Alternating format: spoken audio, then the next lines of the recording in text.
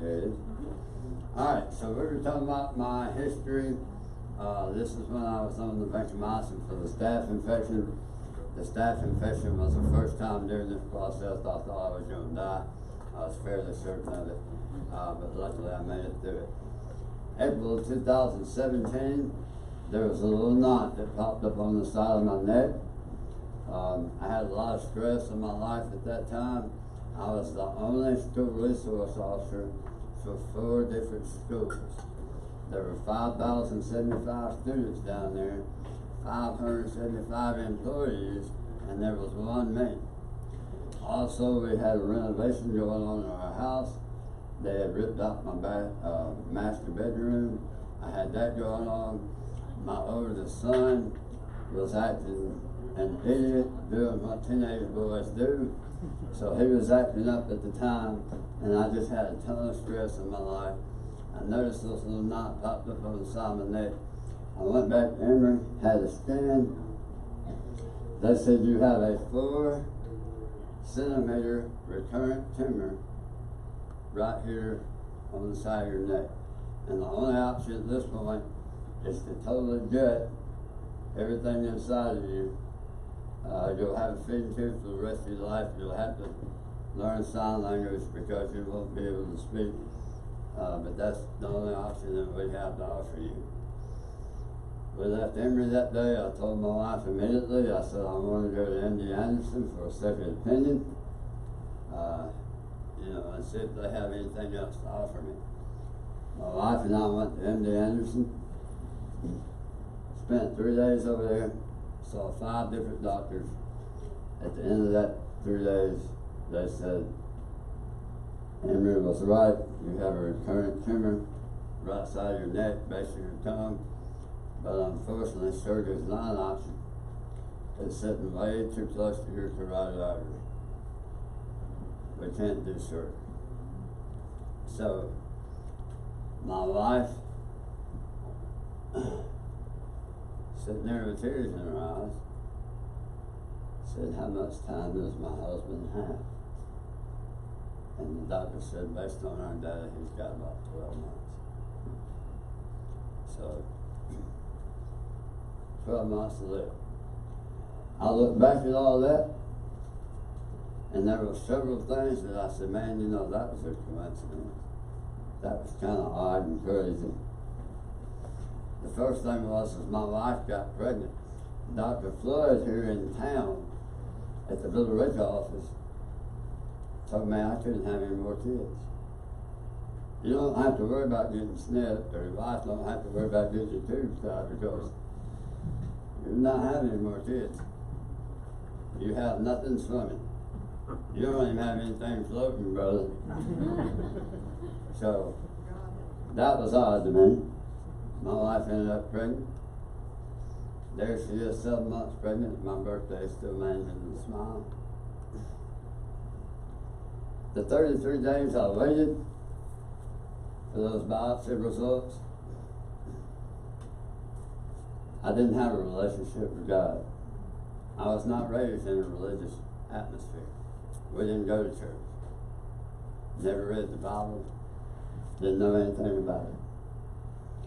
But after I got the news of this, the first time that they said this is a terminal illness, I told my wife, I said,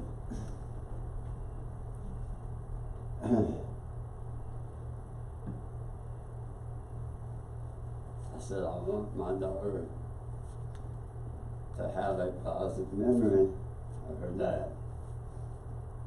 So I would like to be baptized with her together on the stage up here at the church. So me and her got baptized together right up there in the fellowship hall. That was on February 15th, 2015. That night we had a party at the house. A bunch of family and friends came over. 2 of those friends gave me this devotion here called Jesus Calling. And they said, here, this is a daily devotional. So I took it out. I popped it open on February 15th and I read it. And it said, come to me with all your witnesses, physical, emotional, and spiritual, Rest in the comfort of my presence, remembering that nothing is impossible with me. Try your mind away from your problems so that you can focus your attention on me. Recall that I am able to do immeasurably more than all you can ask or imagine. Instead of trying to direct me to do this or do that, seek to attune yourself to what I'm already doing. When anxiety attempts to wage in its way into your thoughts, remind yourself that I am your shepherd. The bottom line is I am taking care of you. Therefore, you needn't be afraid of anything. Rather than trying to maintain control over your life, abandon yourself to my will. Though this may feel frightening, even dangerous, the safest place to be is in my will. And I read that night, and I immediately looked up and I said, God, I need a rope. I'm drowning. I said, hey, just tell me a rope. I don't know what else to do, God. I need a miracle. It was the very next day on February 16th. February 15th was a Monday. February 16th, I had waited 33 days. And they called me that day and they said, Mr. Rowell, those 11 biopsies that we did on you did not reveal any cancer. And I said,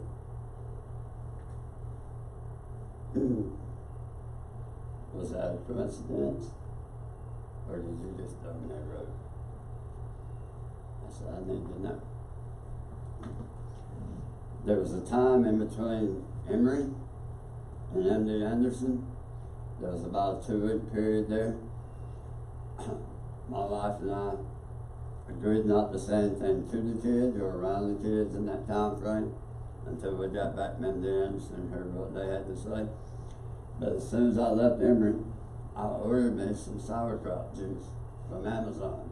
I knew at that point and had studied enough at that point that I knew that a lot of your immune system sits right here. And probiotics is something that you cannot find in the standard American diet that I knew that I needed to start taking in. So I ordered myself some sauerkraut juice. I'm talking to Amy on the phone coming home from work because I continued to work. I love my job. I continued to work as a school resource officer. She said, your sauerkraut juice has been delivered. It's sitting on the front porch waiting on you when you get home. I said, all right, that's fantastic. So I get home, I pop it open, I pull it out. It's not sauerkraut juice, it's elderberry juice. I looked at it and I was like, what in there? Elderberry juice. April 2017, I had never heard of elderberry juice. Now you can buy elderberry juice down here on the street corner. You can get it in lollipops or popsicles or gummy bears or, I mean, it's all over the place. I had no idea what elderberry juice was. I took this actual photo, sent it to my wife. I said, can you tell me what in the world elderberry juice is? She said, no, I don't have a clue. I said, well, they didn't send me sauerkraut juice, they sent this crap.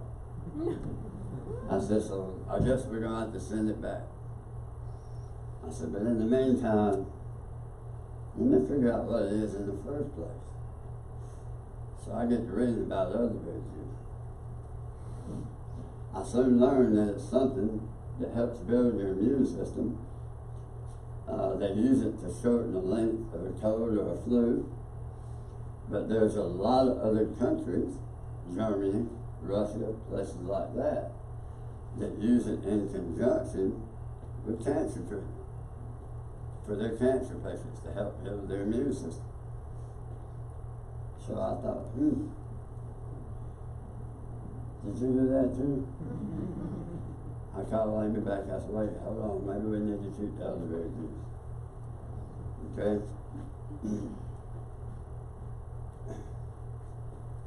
So I'm still working. Amy's the ER nurse, she works 12-hour shifts. Our daughter is a student at Tabernacle. She was 3 years old. She was preschool over there.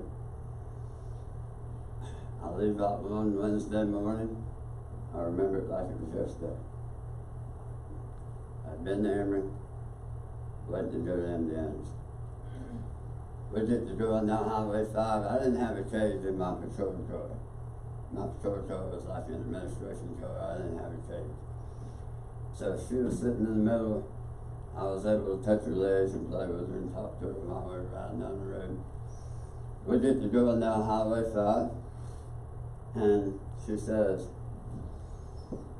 Daddy, I saw the doctors working on you last night. And I said, Baby, what are you talking about? I said, you saw the doctor working on Daddy. I said, what? What you talking about? 3 years old. She said, yeah, there was 2 doctors that were working on you last night. I said, Baby, I said, what do you mean they were working on me? I said, what were they working on? She said, they were working on your neck. And of course I perked up. I said, okay, what were they doing to my neck? She said, Daddy, I don't know. She said, but one of them was this color. I had a clipboard sitting right in the middle of the seat. She said, one of them was that color, and the other one had a hole in it. I said, it had a hole in it. I said, what do you mean by it had a hole in it? She said, well, you could see right through it. I said, so let me get this straight. I said, there was 2 doctors working on Daddy's neck. You don't know what they were doing, but one of them had a hole in it. She said, yep, that's it. I said, all right, hold on. I called my wife. I said, I'm about to ask you something. I said, I need you to be 100% honest with me. She said, what is it? I said, have you said anything around the kids about what's going on? She said, no, we talked about that. I have purposely kept my mouth shut and I hadn't said a word.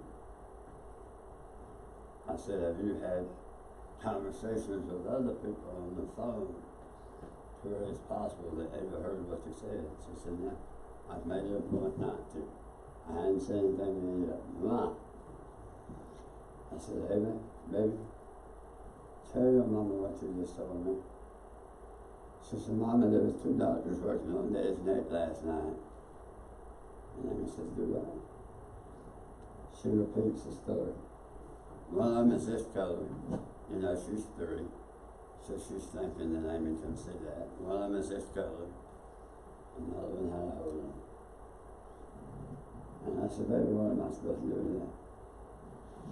She said, it sounds like to me you need to be talking to God. I said, no. I said, I'm so angry with God right now. I said, he's the last person I need to talk to. So I just went on about my business.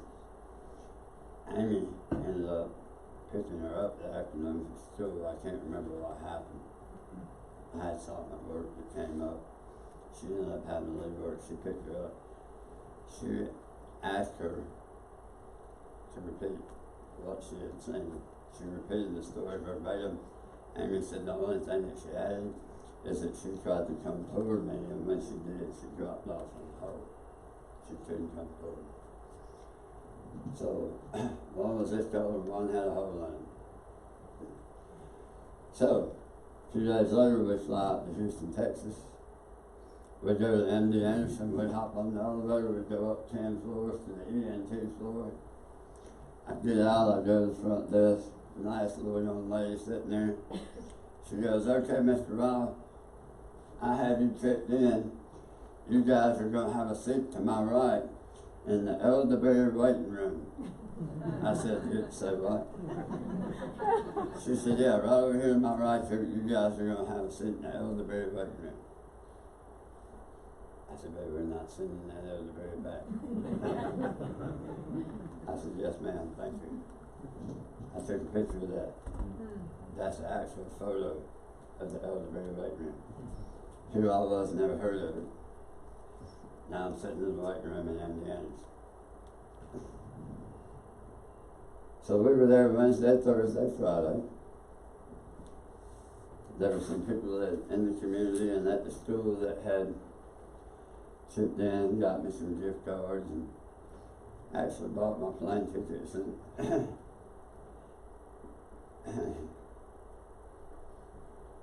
I'm gonna tell you something, I could not imagine going through this without having people like that in your life.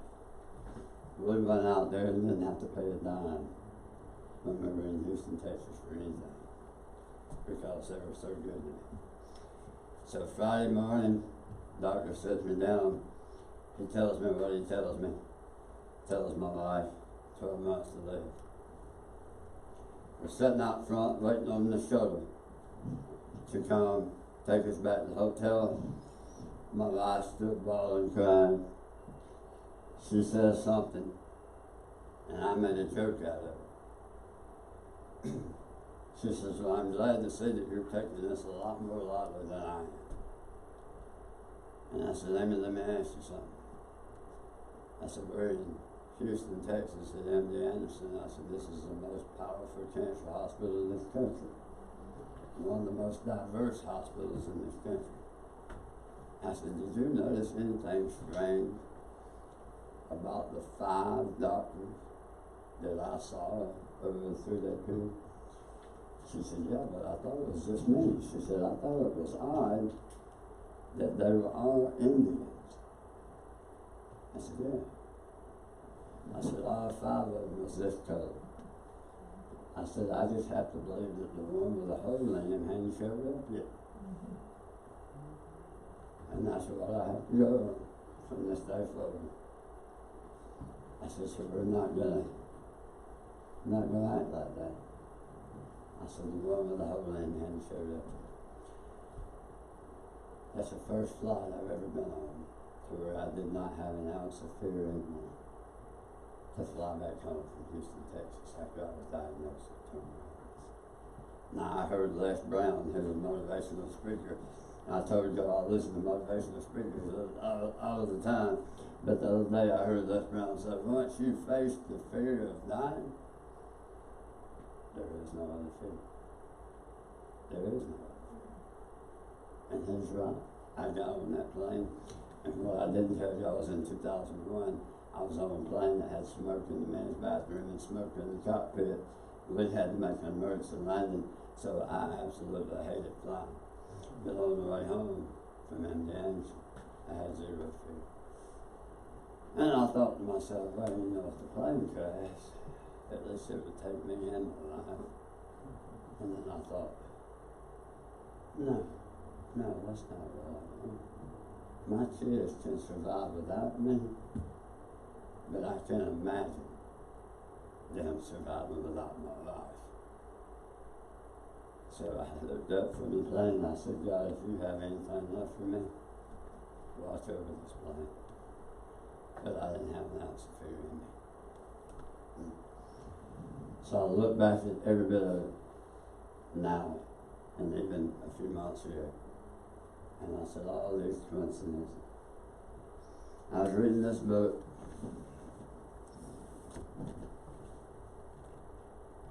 Here it is. I was reading this book by Bernie Siegel. It's been a while back. And on page 214 of this book, he says, coincidence is God's way of remaining anonymous. And I thought, okay. So maybe he did throw me a rope. And maybe it wasn't just a coincidence. Maybe my wife getting pregnant and, you know, all this stuff. Maybe there was a reason behind all that. And it wasn't just a coincidence. So we get home from Houston, Texas. I walked into the door. My little girl's playing in the living room. I immediately busted into tears. I went back outside because I didn't want her to see me crying. And I hit my knees in my front yard and I said, all right, God. I said, I'm not worthy of a healing, so I'm not going to ask you to heal me. I said, but I am going to ask you to show me a sign. Just let me know you're there. Show me a sign. I know I'm going to die. I mean, you know, I've got too much to live for. So I go out there. That was at the end of April. I hit my knees. I continued to pray. standing in the kitchen one day, absolutely nothing special about the day other than I'm standing there in the kitchen and I had gotten something out of the refrigerator and I hear this voice. My good friend Eddie LeBlanc, who I love dearly, when Eddie describes having heard something from God, Eddie calls it his spirit. My spirit told me, and call it God, call it spirit, call it a higher power. But what I heard standing there in the refrigerator was, stop focusing on the cancer and focus on your immune system. And I'm like, so what? Stop focusing on the cancer and focus on your immune system. I'll take care of the cancer. Focus on your immune system. I'm like, well, how do you do that? I mean, they pretty much told me that I have this invasive disease that's going to take my life. How do you not focus on that? Stop focusing on that. If you're looking at the wrong thing, start focusing on your immune system. I'm like, okay, doesn't make sense to me, but I'll try my best. Then I start seeing stuff like this. I will never attend an anti-war rally. If you have a peace rally, invite me.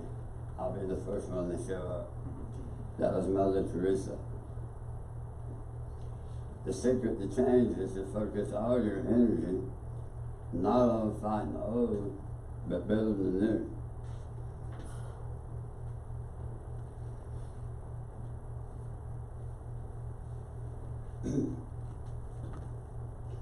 Things like whatever you resist, persist.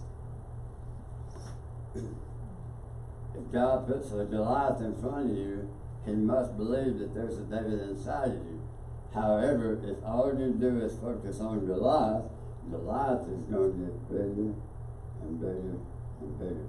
And as a matter of fact, in the Dead Sea Scrolls, which we'll talk about here in a little bit, the Dead Sea Scrolls are the oldest manuscripts that we have. They have Goliath listed as 6'9". But in the Bible, in my Bible, in the book of Samuel, Goliath is 9'9". So I asked myself, did they talk him up 3 feet? I mean, was it 6'9" or was it 9'9"? We all face adversity. But if all you do is focus on that, if you focus on the giant that's in front of you, he's just going to get bigger. So I had to learn to take my focus away from him. Now, here's why I think it's important. I didn't get this from any of these guys. I got this from Jason Rowell. I've talked about that. I've talked about the conversation that took place in my kitchen. My wife was aware of it. The people that were around me were aware of it. And I talked about it, not having any idea other than the fact that that's what I heard. Focus on your immune system. Well, then I'm into my research pretty heavy the other day, and I hear the autonomic immune system, or the autonomic nervous system, however, has 2 states, the sympathetic state or the parasympathetic state. The sympathetic is fight or flight. It increases your heart rate, your blood pressure, it increases cortisol and adrenaline. Or you have the parasympathetic, rest and digest, the heart rate slows, blood pressure decreases, and in this state right here, you detox, you repair, you rejuvenate, and you heal. Now, it hit me when I saw that. How can you heal if you're living your life right here? All the people that's walking up to me going, hey buddy, keep up the good fight. The shirt that they're giving me that says, keep fighting. I mean, it's on the back, fighting, we're fighting, we're fighting, we're fighting cancer. David Jockers who I absolutely think the world of the guy. Like I said earlier, I think he is a good, solid Christian guy, very intelligent. He has a summit coming up next weekend. The title of the summit is Fighting Cancer with Nutritional Ketosis. I seen that and I was like, here we go fighting again.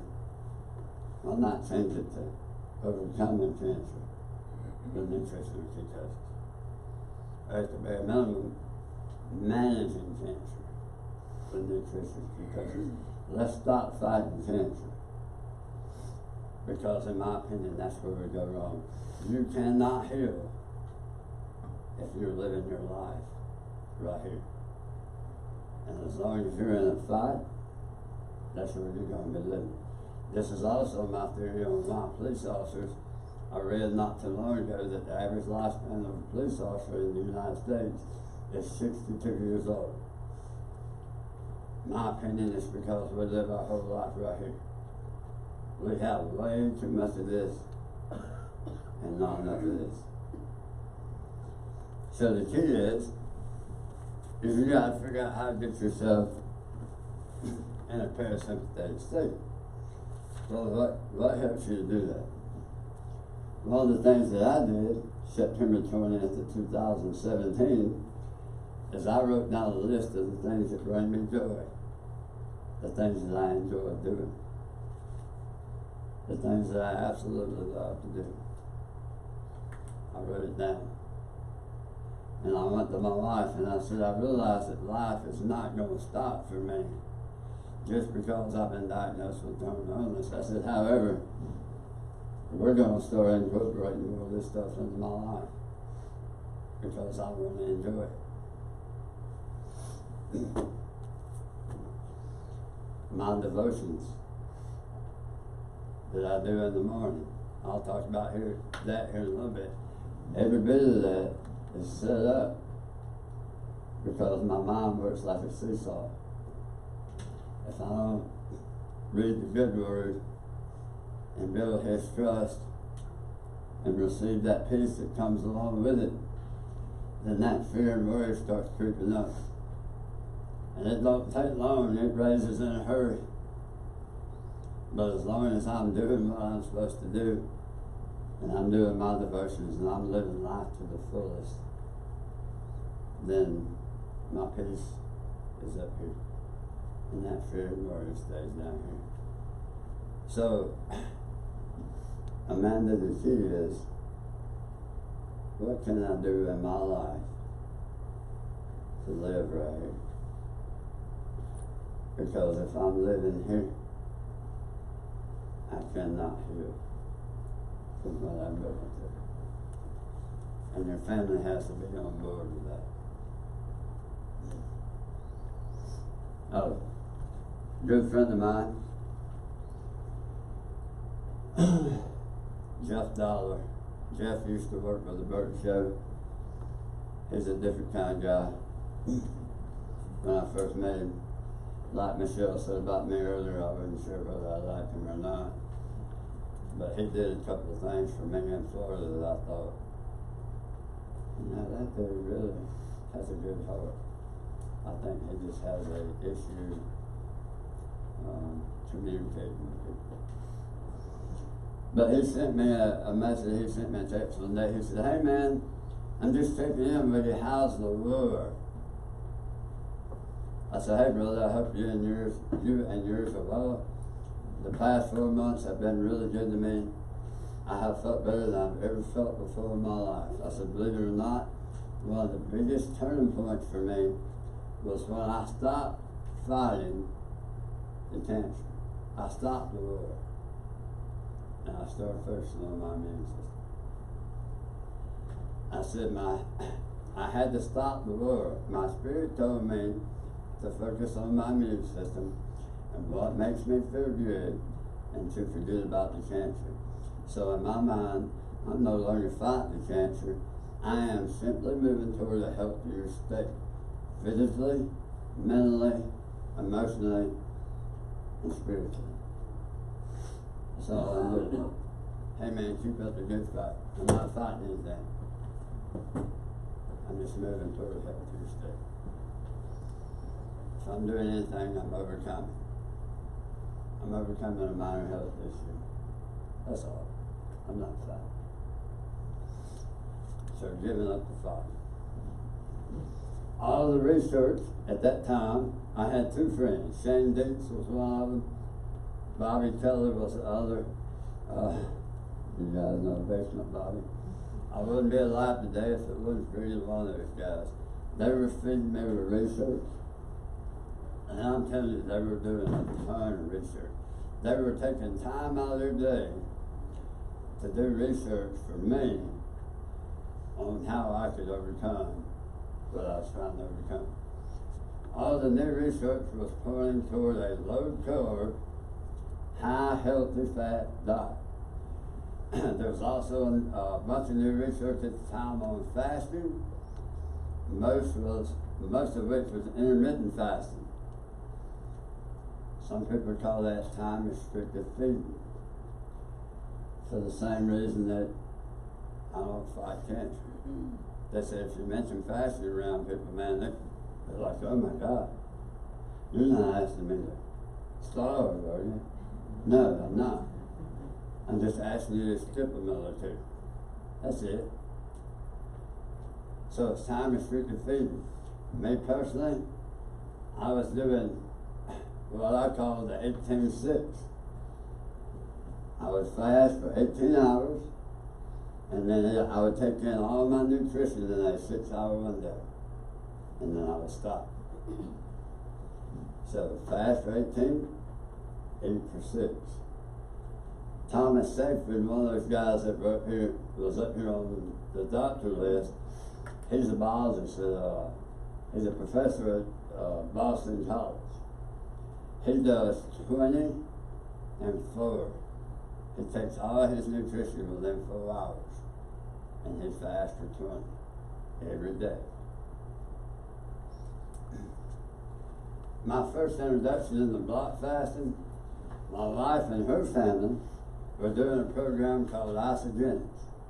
I've never done isogenics. I don't care to do isogenics. There's carbs in it. I don't like stuff that comes in a bag or in a box. I just try to avoid it. But they were doing isogenics. In that program, you fast 1 day a week for 36 hours. My sister-in-law comes in. This is about September, October. I'm about 4 months into this terminal diagnosis. And she says, hey, you should consider fasting with us, because the more I research, the more I'm seeing that these extended fasts help out tremendously. You need to think about it. I thought, just you. I ain't got nothing to lose. I'll try. When we're fasting, Thursday. Okay? Now, for the past 4 or 5 months of my life, I would get out of bed in the morning and I would stand up, stretch, and I'd go, oh my goodness, man. I'd go up straight to my kitchen drawer. I would take out 4 Advil and 2 Aleve, because my lower back was so stiff, from my knee down so stiff. I mean, man, I just was, I felt bad. And I knew I just felt bad. I would take those Advil and those Aleve, and I would sit on the sofa for about an hour and a half drinking my coffee until I could kind of get moving. That's how I started my day. That first 36-hour fast I did, that was the first time that I jumped out of bed and I didn't have any of that. Every bit of it was gone. Every bit of the pain in my lower back, every bit of the pain in my legs was absolutely gone. And I felt good. And I thought, man, there may be something to this fasting thing. So that's when I just dove in head first. And I started researching. Fasting is a willing abstinence or reduction from some or all food, drink, or both for a specific period of time. Technically, you fast every day. You exist in the fed state, or you exist in the fasted state. When you're asleep at night, hopefully nobody's eating. Right? So, you fast overnight. Breakfast simply means break your fast. Okay? Well, I break my fast usually about 1 in the afternoon. That's my first meal. Sometimes that's my only meal. We'll talk about that here shortly. But I break my fast about 1 or 2 in the afternoon. That's my time restricted feeding. Amanda, this is very important. You live in the fed state, or you live in the fasted state. I'm going to show you a slide here in a little bit that'll show you that I live right here. More than I live right here. In the fed state, your sugar, your glucose shoots up. You have an increase in insulin. The insulin drives the glucose into your cells for energy. The excess of insulin, or the excess of insulin, gets stored in your liver as glycogen. You have about 2,000 calories of glycogen stored in your liver. The overflow from that, once that liver is full, the rest of it is stored as body fat. Why is it stored for body fat? In times of famine, when there's no food, you turn to that body fat and you start eating. Your body survives on it.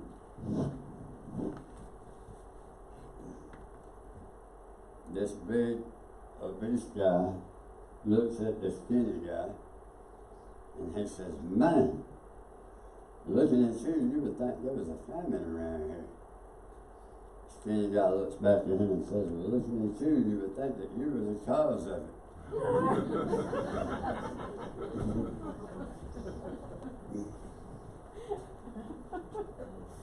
In America, in today's society, we live right here. The rate of disease that we have in this country is astronomical when you go back and you compare all cancer, type 2 diabetes, Parkinson's disease, Alzheimer's, MS, ALS. Just go back to 1970 and look at the difference between then and now. And you see that the rate of disease in this country has skyrocketed because we never get here. We never get to the point where our last meal starts wearing off a little bit and your glucose falls. You have a decrease in insulin, which they're saying, and I believe, that's not so much the blood sugar, it's the spike in insulin that takes a toll on your body and creates a lot of this disease. So your insulin and other hormones as well. But your insulin starts decreasing. Once your insulin's down, you start burning the reserves that you have in your liver.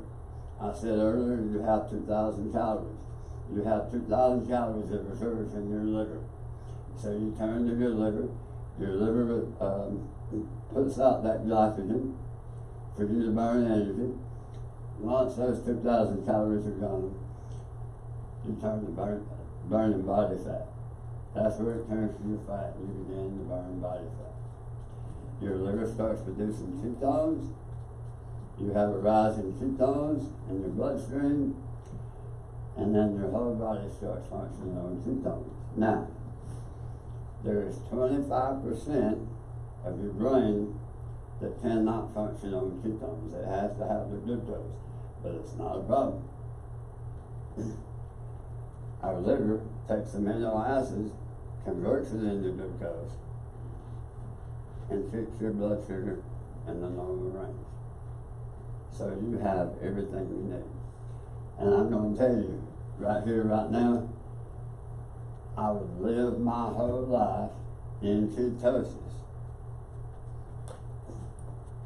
if I wasn't so darn skinny. Because Ketones burn a lot more efficient. You have a steady energy source. You do not have the ups and the downs that you have when you're burning glucose. You don't have that. You have constant, steady energy. And when you're there, that's where you do your healing. That's where your healing comes from. Now, go back to the doctor in the very beginning, and I said this, a neurosurgeon for the Pittsburgh Steelers, where he said, the humans have existed on the ketogenic diet for 3 million years. Okay, so our forefathers went through times of feast and famine. They were hunters and gatherers. As long as there's a balance between them, there is no net weight gain. Now, your basal metabolism has got to do that, but in general, if you balance this with this, there is no net weight gain. So that's why it's so effective for losing weight, type 2 diabetes. They're finding it's effective for cancer patients, people who have those neurodegenerative diseases. That's why I was watching the interview with Joseph Moran, the 71-year-old neurosurgeon for the Pittsburgh Steelers, is because he said, we live our entire lives right here. Pat Reynolds, who's up here, she's in the crosswalk in the church. She told me one day, she said, I heard you were fasting for 7 days. I can't imagine what that's like. I said, I'm just swimming, Pat. I said, that's all it is. I said, you've been made, how do you learn to swim now? I said, you need to try it sometime. She said, Jason, I couldn't go 7 hours. I said, yes, you could. Your body's built that way. We have evolved that way. So if you had to have sugar, I mean, think about it. You cavemen, they go out, they kill something, they eat it. It's in the winter time, nothing's growing, and they go, oh man, my sugar's dropping. Oh God, I'm not going to be able to hunt. Tell you what, baby, y'all don't have to go without me. I think my glucose is too low. No, you have an innate ability to switch over and start burning your body fat. That's why it's there. That's the whole reason it's there, is for you to survive on that. When I did my 12 days fast, 12 days, I started that fast at 145 pounds. 145 pounds is where I started. These doctors say that a 150-pound slim man can go for 70 days before he has to start worrying about anything at the health consequences of fasting. You will burn body fat first. You will not get into your muscle until you get below about 4% body fat. As a matter of fact, your human growth hormone will shoot out the roof. That's why you're going to start hearing elite athletes do the ketogenic diet. My sister-in-law, who is a distance runner, she just ran a marathon. She cycles, and we'll talk about that here shortly. She fasts on Tuesday, eats ketogenic Wednesday, fast on Thursday, and then she does what she wants to do for the rest of the 4 days. But in that 3-day period, she is very high in ketosis. Not only is she very high in ketosis, she is running anywhere from 8 to 13 miles while she's fasting, during the fast. But to go out here on the street, you mentioned fasting with somebody, and man, they're about to fall out on you now. They just say, no, I gotta eat. I get hangry. Yeah. because you've been a glucose burner for 40 or 50 years. And when your blood sugar starts dropping a little bit, your brain's going, hey, I need some sugar. Hey, give me some sugar. Remember him saying it's an addiction? That some compare to cocaine? Give me some sugar. The main time your liver's down there trying to tap on your brain, going, hey, forget all this. I can convert this and you'll be fine. No, you miss the sugar. And finally, when you get to the point where your liver does start making ketones, and your brain gets a taste of that, man, your brain goes, hey, I like that. And you know why that is? Because when that caveman got hungry, he had to be sure to go out and hunt. He had to be, in order for us to survive. And I'm going to tell you, you will see why do you do the ketogenic diet, man? Mental clarity. I don't have brain fog anymore. I'm sharp when I'm in ketosis. So you got to figure out if you want to lose weight, or if you're type 2 diabetic, or if you are dealing with chronic or terminal illness, you have to incorporate some of this right here. Now, you can do a true fast, or you can do the ketogenic diet and get your body into ketosis that way. There's times that I have documented in this little book right here, actually, to where I had 4,000 calories a day and was still in ketosis because there was no sugar or carbs in those meals. None. I say none, very little. Not enough to kick me out of ketosis. So I had got to the point in my ketogenic diet where I could have 4,000 calories a day and still be in ketosis. And it's just limiting your carb intake to do that. You'll see that slide I'm talking about, where I said I live my life more over here than I do over here. It's normal conversation in my eyes. Are you eating today? I don't know, what is today? Wednesday? No, I think I'll wait until Saturday. Once you become fat adapted, which means once you become used to making that switch from burning glucose to burning fat, your body prefers it. You actually feel 10 times better, and you can go for days without eating, and it's no big deal. Do I still get my nutrition? Absolutely. You're going to see that here shortly, how I get it. But somebody walked up to me today and said, let's go 5 days without eating. I said, all right, let's do it. I'm in. Man, matter of fact, I'm halfway there. I'm just kidding, I ate yesterday. But I mean, it's just no problem once you become fat adapted.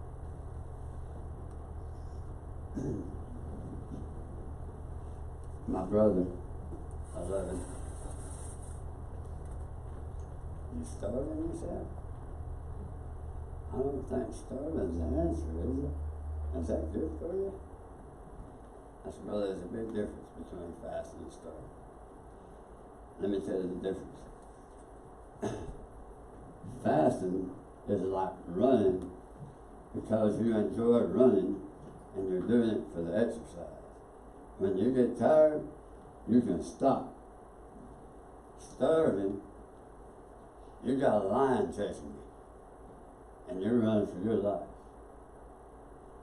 You can't stop. You have no idea where your next meal is coming from. Fasting's not starving. You stop fasting anytime. There's food available to us everywhere. Dr. David Jockers, like I said, I think he's one of the sharpest ones out there. I really like him. He has that navigating the ketogenic diet. He has quick start guide, menus, grocery list. He has all kind of stuff like that, but I have no affiliation. Like I said, I've never met him. I have no affiliation with him. I just think he's a good Christian guy. Fasting has the potential to unlock the dormant hidden capabilities within you and help transform your life. I took fasting. I took what I knew about nutrition. I took the other things I learned about building my immune system, and I set out and said, I'm going to build my immune system. I've got to get my immune system to recognize this cancer. And I was having a conversation with my friend back here earlier, and I told him it took me 14 months. 14 months from the day that I was diagnosed with terminal cancer before my immune system woke up. And for anybody who's going through cancer, you have a suppressed immune system. Your immune system is asleep, otherwise you wouldn't have cancer. Period. And you have to start digging in, why? Why did my immune system go to sleep? Where is the problem? What do I have to do to fix it? That goes for any disease. Where did my immune system go wrong, and what do I have to do to fix it? What do I have to do to get back on track? Fasting is has a huge impact on building your immune system. I said earlier, your growth hormones go up. The other beauty of it is it forces your body to produce new stem cells. And we'll talk about that here shortly. I have a gratitude journal. Gratitude journal is something that I write in daily. Just to say, Lord, I'm thankful for the sunshine. It doesn't have to be, you don't have to say, just thankful for something. October the 10th, 2018, I am thankful that the Lord led me to do extended fasting. It started with Erica, Travis, and Amy with isogenics. I began researching after doing a 36-hour fast. The end result is amazing. It changed my life. Once I became fat adapted and started living my life in ketosis a little bit, it was amazing. Again, in December, I am thankful that Erica, Amy, and Travis convinced me to do my first fast. Fasting has magical powers. It is a reboot for your whole system, physically and mentally. It has become a very important part of my protocol. I was telling that same friend earlier, there's a 7-day fast I did in July 2018. My wife will tell you at the end of that 7-day fast, it was like somebody flipped the switch. I was a completely different person. My energy level shot up.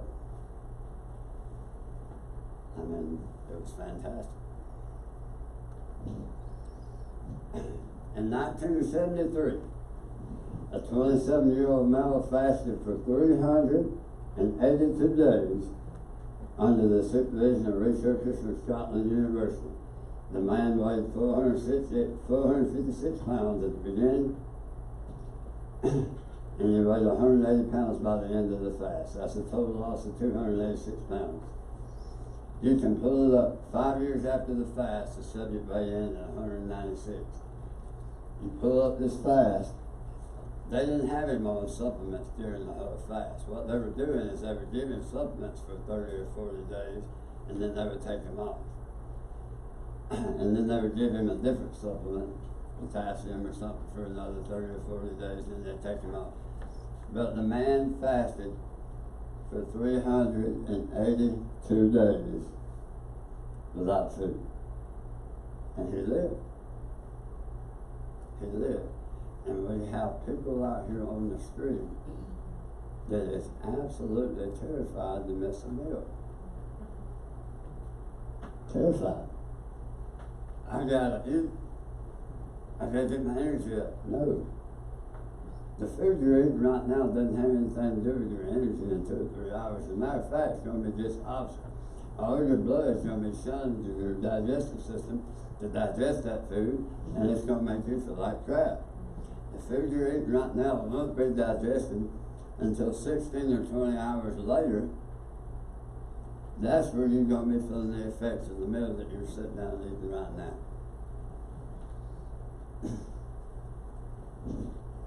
382 days. Now that's insane.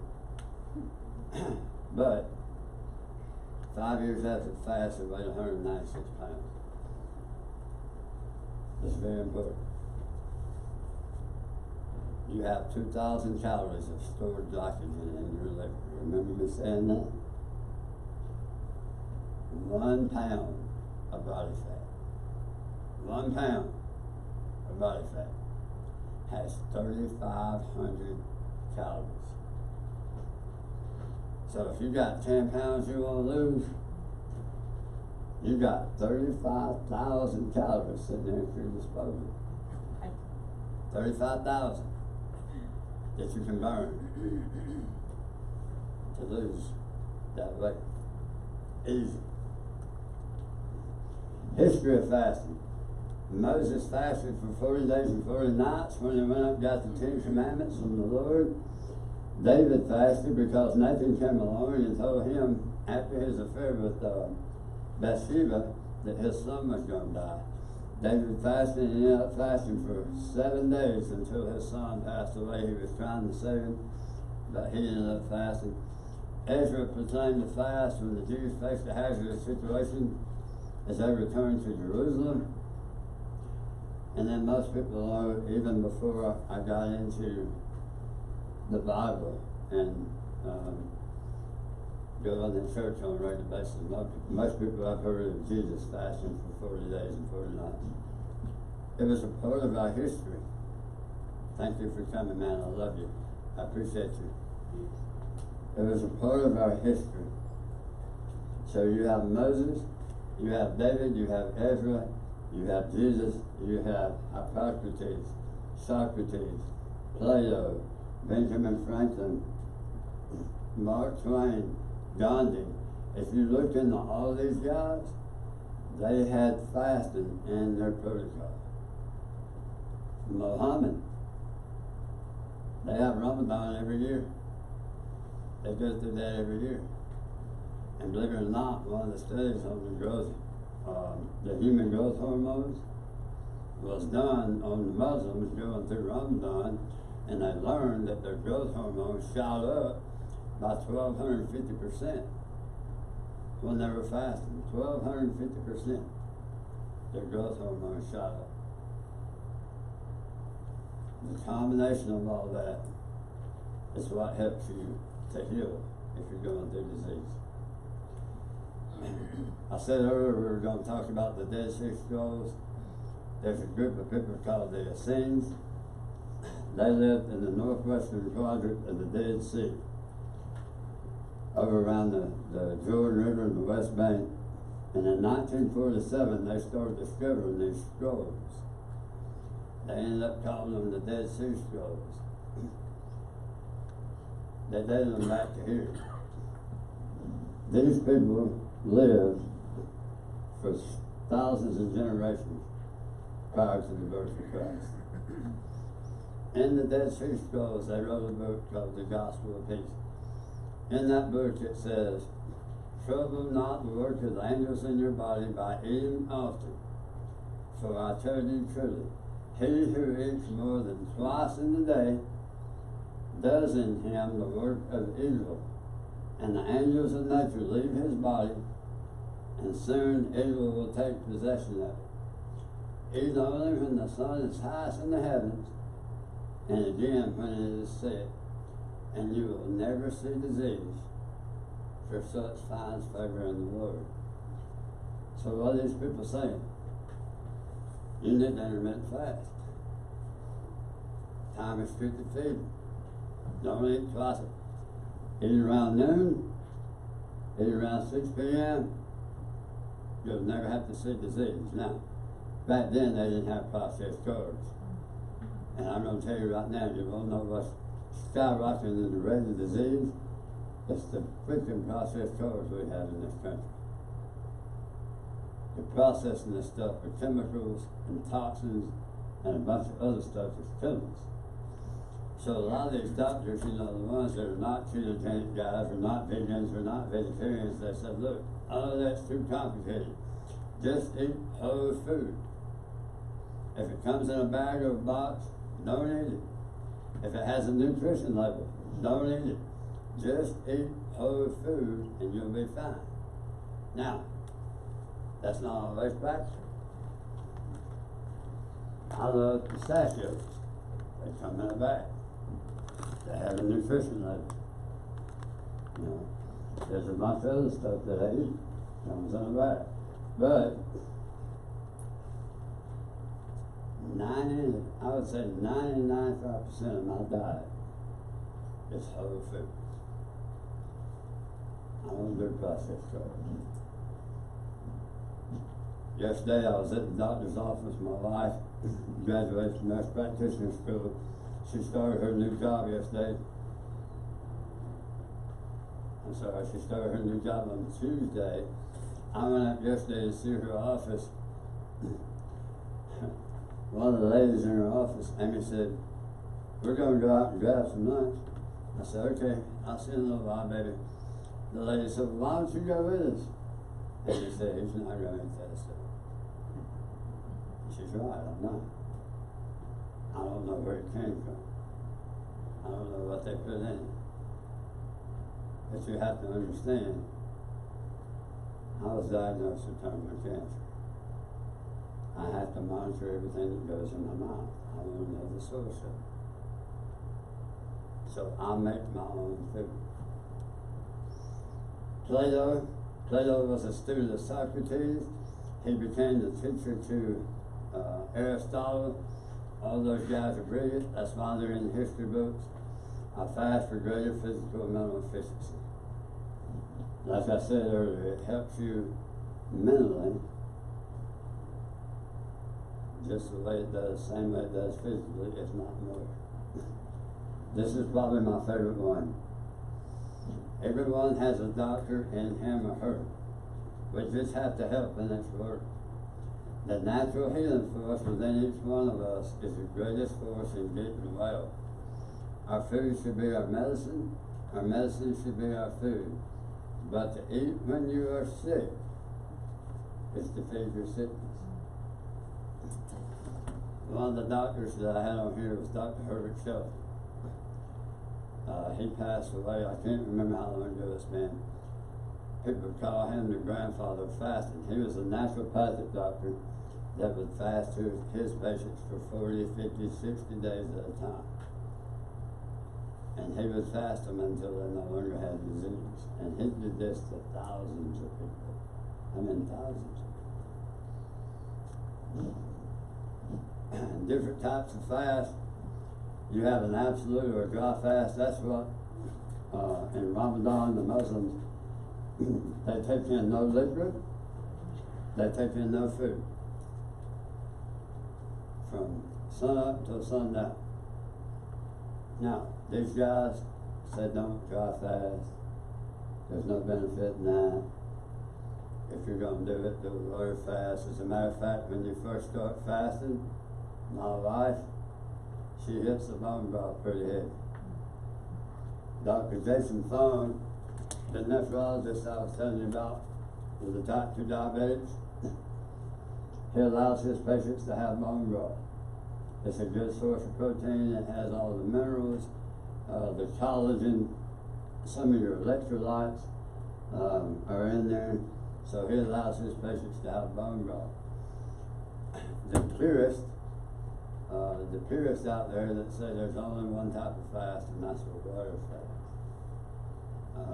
So you have the water only. You have some guys like Jockers who says, I allow my patients to have unsweet tea or black coffee during the fast. So they can have water, they can have unsweet tea, they can have herbal teas, or they can have black coffee, that's it. Juice fasting, if you're If you're diabetic, don't do that. But I have done several juice fasts, and I've mixed it up. I've done a green juice fast. I've done specific fruits where I fasted with just on that, and I'll do it for 3 to 5 days at a time, just however long I feel like doing it. Mono fasting. My father-in-law was recently diagnosed with prostate cancer. He came in the house and he said, "Well, I guess you heard the news." I said, "Yeah, I did." He said, "Well, if you remember, what would you do?" I said, "I would eat nothing but grapes for 40 days. I said, "Because I've read multiple studies and patients that who have done the dark purple or the dark red grapes, that's all they eat for 40 days. They go on a grape diet and they drink water and they heal themselves from prostate cancer." You sitting here telling me to go 40 days without eating? I said, "No." I said, "You can have all the grapes you want. Load up on the grapes, man." He said, "No, I'll lay down fast."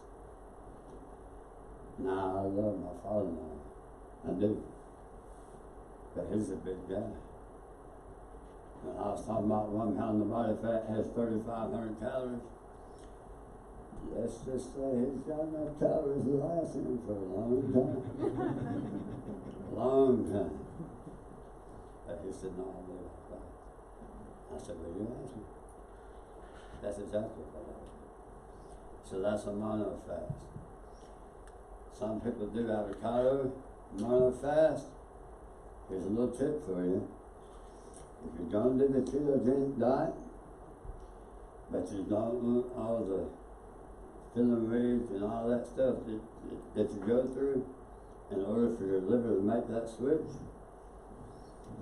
do an avocado fast with some olive oil, a little bit of Himalayan salt, a little bit of pepper. And what that is that's pure fat, pretty much. You're getting your nutrition. Remember earlier I said I was getting 4,000 calories a day, but I was taking in very little sugar. Avocados was a big part of that equation.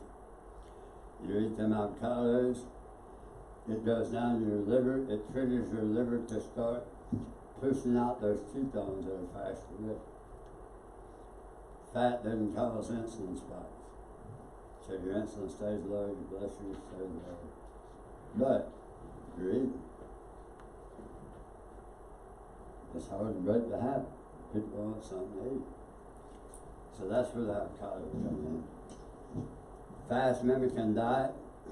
There is a fast mimicking diet out there that Walter Longo, the guy I was telling you about earlier that has the fasting with chemo protocol, he came up with a fast mimicking diet.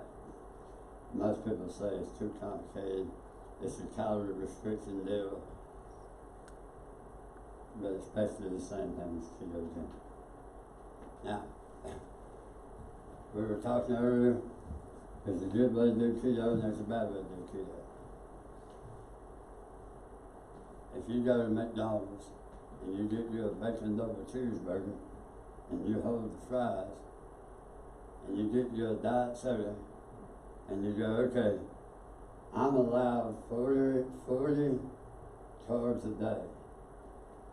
And I think that's probably what's in that chocolate chip cookie right there. So I'll get me one there. Are you eating ketogenic? Technically you are. Yeah.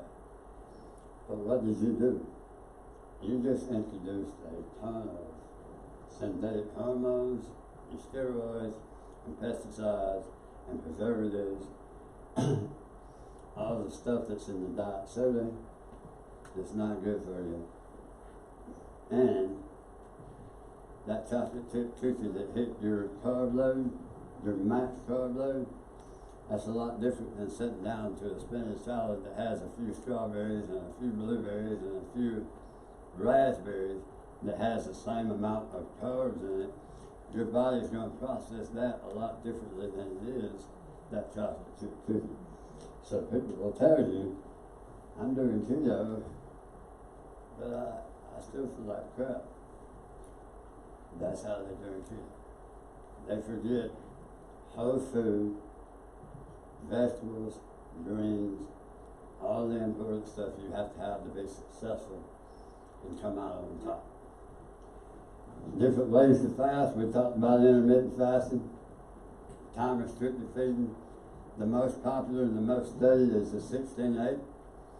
The days that I'm doing keto, I strive for an 18-6. I've already talked about that.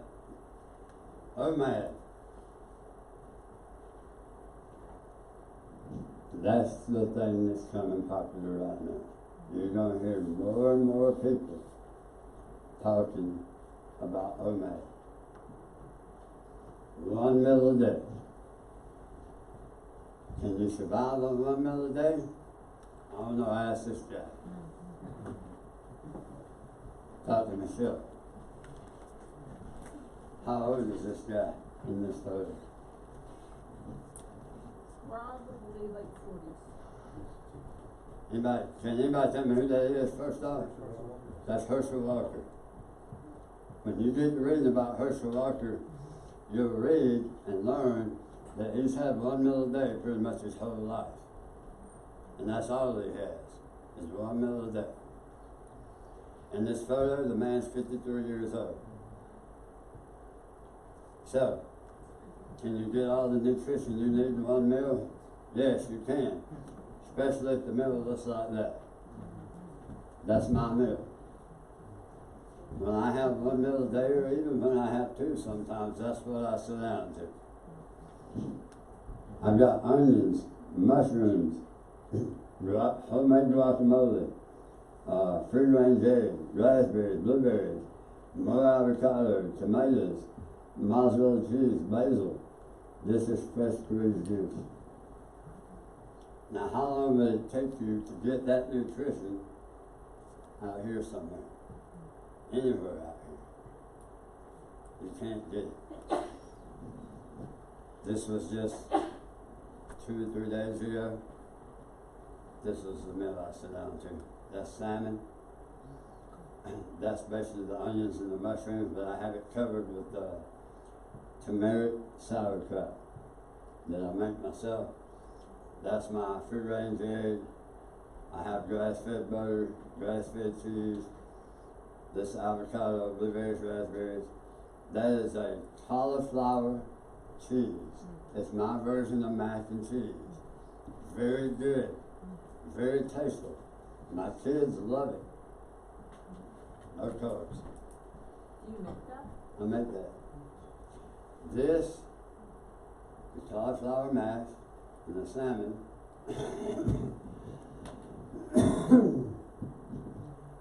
Were actually leftovers from the night before. So I had made it for supper. This is homemade kombucha, which is another form of probiotic. This is homemade water kefir, which is another form of probiotic. I take down a lot of probiotics, and we'll talk about that again here shortly. So, if you sit down for that meal and you ate everything in it, could you survive on that meal in 1 meal a day? Absolutely. Absolutely, very easy. And you know what? I found that I am way more productive in life and doing the things I want to do when I sit down and have that meal right there. What time of day would you have that kind of meal? That was probably about 2 p.m. when I ate that. I didn't eat anything, that was all I had that day. Somebody says, well, that's very time consuming. No, it wouldn't. I made this the night before. I made this the night before. This sits in the refrigerator. This sits on my shelf. The sauerkraut's in my refrigerator. I did have to make it car. The only thing I cooked was I toasted the bread and I had to cook the egg. Everything else is thrown together. I already had it. So Didn't take. is bread under the egg? Yeah, that's Ezekiel bread. Ezekiel bread. Sprouted grain bread. I do not do that on my keto days, but when I'm not doing keto, I'll have Ezekiel bread.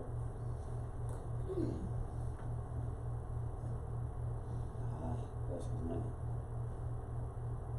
think I have a picture of him here. Anyway, he says that sprouted grain bread is one of the most healthiest things you can consume. It'll pop up because it's pictured in here. So OMAD, one meal a day. You're gonna start hearing more about that. Block fasting or extended fasting. Jason Rowell, the story I read the other day of his type 2 diabetes patient that been on insulin and metformin and all that stuff for 20 plus years. He put the guy on a fasting protocol, and he was off all the medication in a matter of 2 or 3 months. The first fast that guy did was 14 days. But he had a lot of weight to lose. He was a big guy. He was obese. And he admitted it. Now look, you do not have to jump into a fast like that. Do not think that you do. The biggest question I get at the end of this seminar is, where do I start? Start intermittent. That's what I did. When my sister-in-law came to me talking to me about a 36-hour fast, I had already been doing 18-6 for a couple of months. But I heard one of these doctors say, well, you know, it depends. Are you type fellow that likes to wade off in the shallow end of the pool to the deep end, or are you the type person that likes to jump off the board and do a cannonball? It's up to you. It's up to you. And that's what I used to say in my prior seminar. Now I answer the question this way. If you're type 2 diabetic and your protein is high in your urine, and you're showing signs that your kidneys are about to fail on you, you better do a cannonball. I highly suggest it, because when your kidneys fail, you can't get them back. If you're Jason Rowell and you're sitting in MD Anderson, and the doctor looks at your wife and says, he's got 12 months to live, Jason better get ready to do a cannonball. I had to. I didn't have the time to ease down there into the deep end. But I'm not telling you that's what you have to do. Ease into it. Start eliminating your carbs. Start adding fat to every meal you eat. If you go back to that meal, either one of them, the avocado, the salmon, the eggs, the cheese, the grass-fed cheese, every bit of that's fat. Get your fat intake up there every meal. Slowly ease your way into it. Let me say this because I think it's very important, and I don't want to lose this train of thought.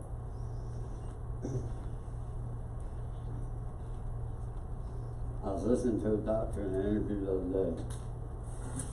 He was talking about a lady who came to him that was obese.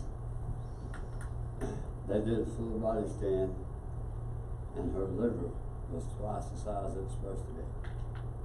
And they said, ma'am, I'm not sure you're in the right place. You may need to go to the hospital. She said, no, I've done that for the past 2 or 3 years. They can't help me, I'm not getting better. If you can't help me, nobody can help me. He said, well, I can put you on one of my protocols, but you're going to have to commit for 6 months. He said, you know, it's going to take you 6 months to really see a big difference. And he said, man, I put her on the protocol. She was doing everything. I made sure she was doing the diet, she was exercising, she was doing it all. She wasn't losing any weight. As a matter of fact, in the 2nd month, she gained 2 pounds. And he was like, oh, well, I'm not getting sure. 5.5 months out, the lady's still doing the protocol, and over the next 30 days, she lost 25 pounds. The next 30 days that followed, she lost another 30 pounds. They did the full body scan, and they saw that her liver was the normal size. And the doctor said, I've learned that sometimes you have to clean the house before you cut the grass and weed eat. you have a lot of visceral fat on the inside of you around your organs. And a lot of times your body has to dissolve that fat, eat that fat first, and get your internal organs working in the right order before you're going to see any result on the outside. Now, how many of y'all would have stopped in about 2 weeks and said, the heck with this ain't working? Remember me saying it took me 14 months to get my immune system healed? How many people do you know that would have said, the heck with this ain't working? But the difference in me and the average person is I didn't have a choice. Every time I looked in the eyes of my little girl, I didn't have a choice.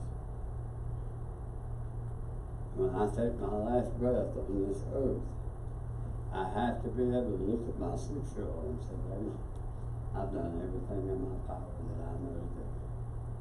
And I am sorry that I will not be here to protect you. But just know that I did everything in my power. So I wanted to make that point, I'm sorry. Alternate day fasting, that's something that Jason Rowell incorporates. You eat one day and don't eat the next. I tried to talk my father-in-law into that. I'm not sure. Let's be honest here, you weigh 380 pounds. Okay, it's no secret, 380 pounds. Don't change what you're eating. Just eat one day, don't eat the next. Go 36 hours before you eat your next meal. Let's start there. Alright. You do realize now you're type 2 diabetic. Now you have prostate cancer. I mean, you can either fast track your illness or you can listen to what I'm telling you. It's up to you.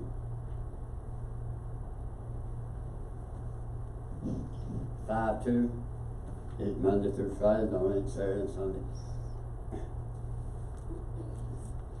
Thorne is also the founder of the Intensive Dietary Management Program. He basically fits a fasting protocol that fits around his patient's lifestyle or their job and what they have to do.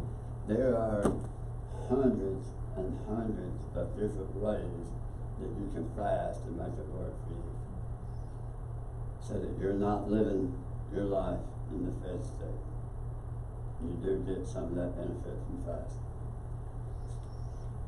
Metastatic breast cancer lady, she was doing the opposite. One of these doctors was telling the story. Now she was 400 something pounds, so she was a big woman, but she had metastatic breast cancer. She would eat for 2 days, very healthy, very nutrient dense, and then she would fast for 5. 6 months later, she had no signs of cancer. No, it was 4 months. Yeah, 4 months later, she had no signs of cancer in her body. 4 months later, from doing 2-5. So, it will make a difference. Big Herschel Walker, he's an MMA fighter now, competing with guys half his age. Benefits of fasting.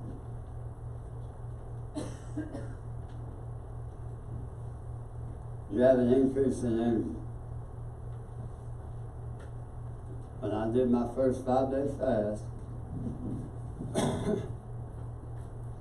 my wife will tell you I was bouncing off the walls.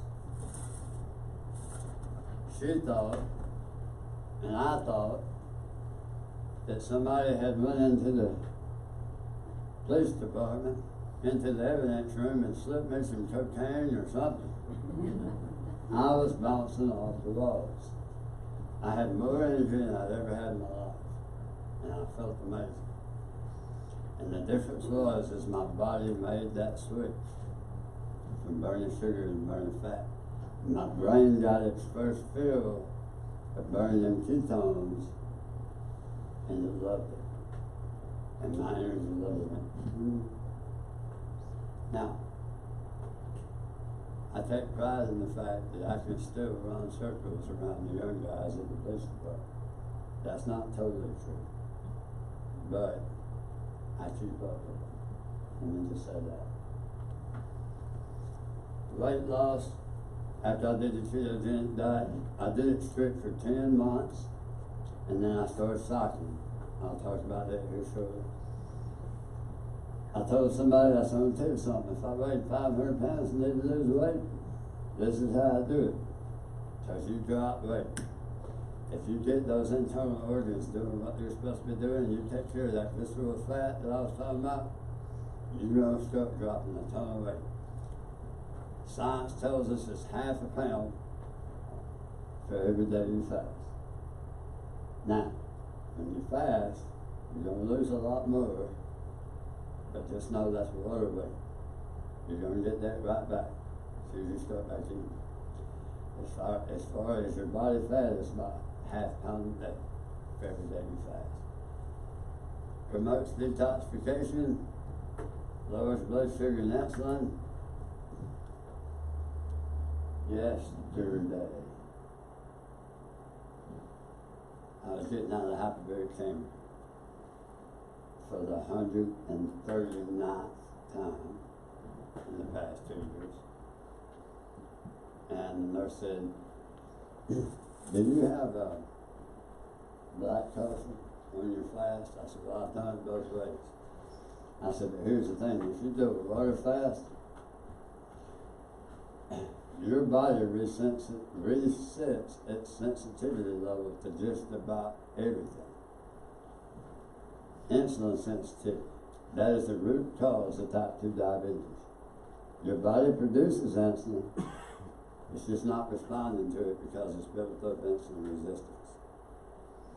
So, you get that insulin and hormone sensitivity back, your testosterone, all your other hormones in your body becomes really sensitive to those things. Same thing with caffeine. I told her, I said, after my 12-day fast, I took a small cup of coffee. Now to me this is small. If you could see my wife's, it looks more like a tea picture, you know. After my 12-day fast, I had a little cup of coffee like this right here. I was like, oh man, that's insane. It resets your sensitivity level to all your hormones and caffeine and everything else. Allergies. They say it's phenomenal for allergies. Improves gut health. We talked earlier. I've read anywhere from 60 to 90% of your immune system sits right here.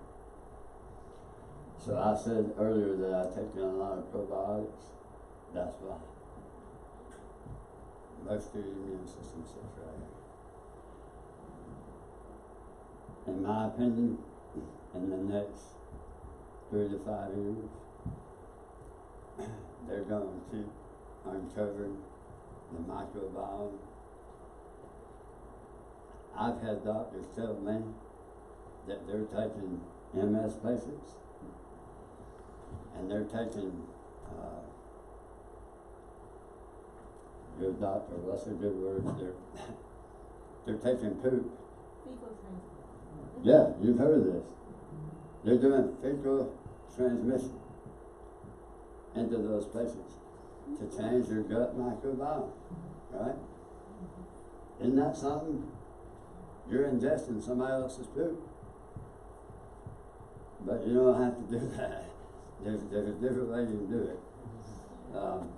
Cellular autophagy we'll talk about in a little bit. You produce new stem cells. We'll talk about that in a little bit. And it reduces free radical cell damage. Here's where the magic happens.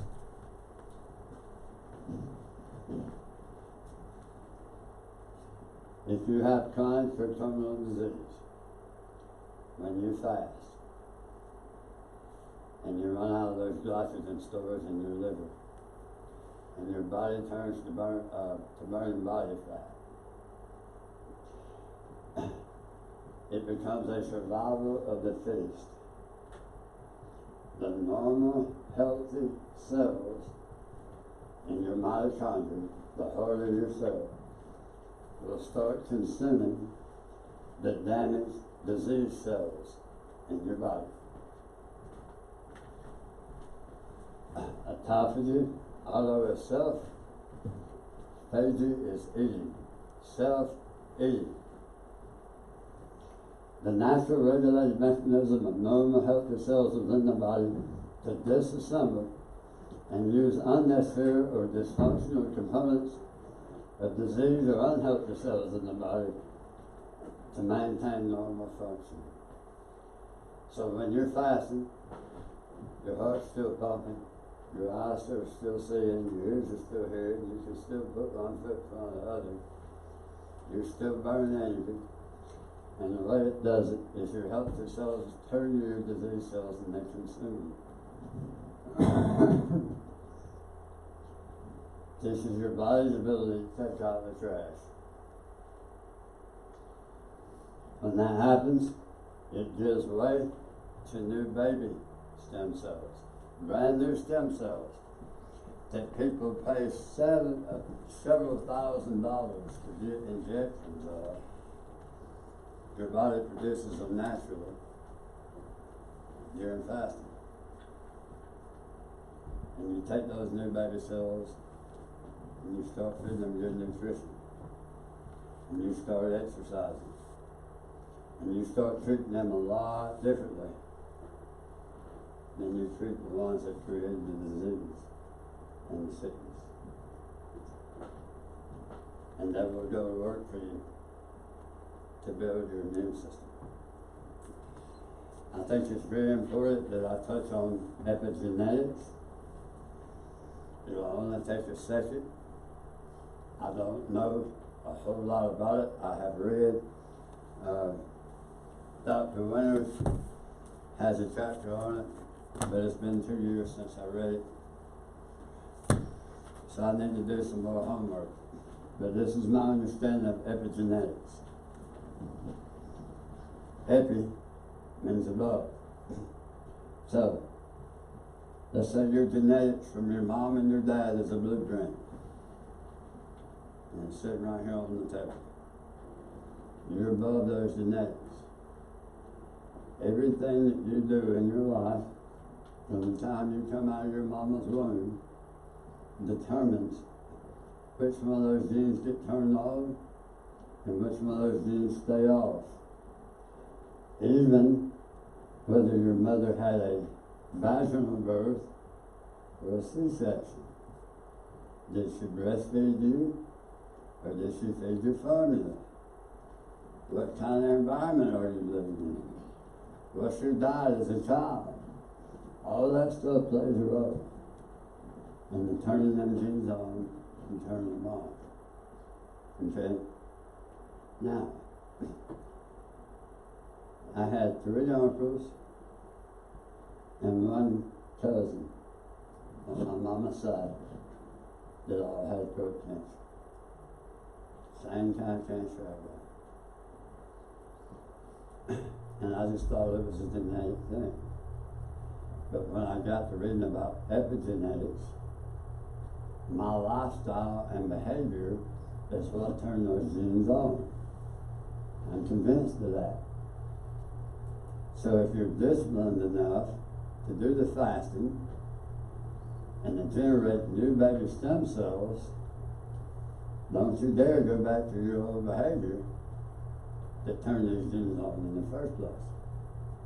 Let's keep them shut off. Y'all with me?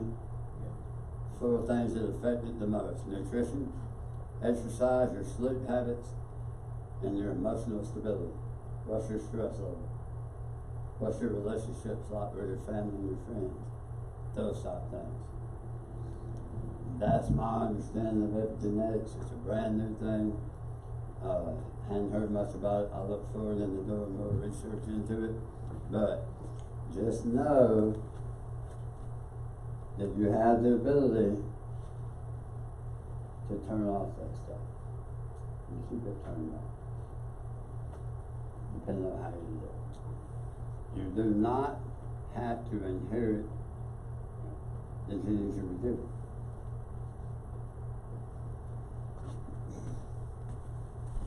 Alright, autophagy, magical thing. So it's been around for a long, long time, but it won the Nobel Peace Prize for Medicine in 2016. So we're talking about a recent thing here. This guy won the Nobel Peace Prize for discovering the mechanisms of autophagy. Japanese researcher, Yoshinori Osama. So just 3 years ago. So you're going to be hearing more and more of that word autophagy and how it affects disease. Edward Drew, that's the guy I was trying to think of. He's the one that said that the sprouted grain bread is very healthy. A 40-year-old man was placed on a 14-day water-only fast. At the end, the man's tissues were in the same physiological condition as a 17-year-old. Gandhi was assassinated at age 78. When they did his autopsy, they said that the inside of him was the same as a 40-year-old. He incorporated fasting into his life. He was a big proponent of fasting. I wasn't crazy about this guy when I first started seeing him pop up in interviews. He has an 18-day water-only fast of himself. That's all over YouTube. When I asked him why he did it, he said, if I'm going to be recommending fasting to my patients, then I need to know what it feels like. So every group is on YouTube. He goes day by day of that 18-day fast. You can sit there and watch every video he has. And to me, well, he earned my respect at that point. I was following him before he did that. But once he did that, I was like, yep, there you go. That's what I'm talking about. How many doctors say, you need to do this? Well, doctor, have you done that? No. No, I'm not doing that. If I could go back and look at the doctors when we talked about chemo and surgery and radiation and all the stuff that I've been through, I would probably ask them, Doc, hey, if this was your mother, would you let her do this? Because I've had a lot of training in law enforcement on how to read people. And they have to respond immediately. And depending on their response, I could have gotten my answer.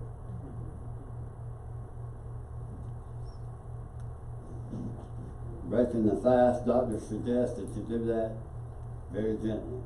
When I broke my fast on the 12-day fast, I had nothing but liquids for the first 2 days. Bone broth, vegetable juice, teas. Of course, there was no sugar in it. But you can't just start back eating.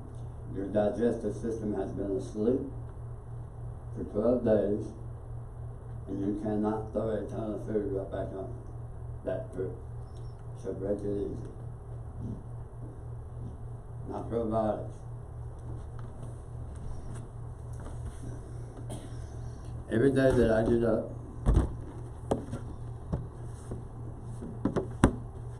John, I know that you read my Facebook post about how I want to live my life. That letter that I typed to myself. In that letter, I said, every day I get up, I walk straight to the kitchen. Instead of grabbing the coffee pot, I grab a probiotic. And that's the first thing that I drink. Usually, guacamole, fresh almond milk, I made it in my house. Turmeric sauerkraut, peppermint water juice. That's not it either. Here it is. This is a fermented ginger lemonade.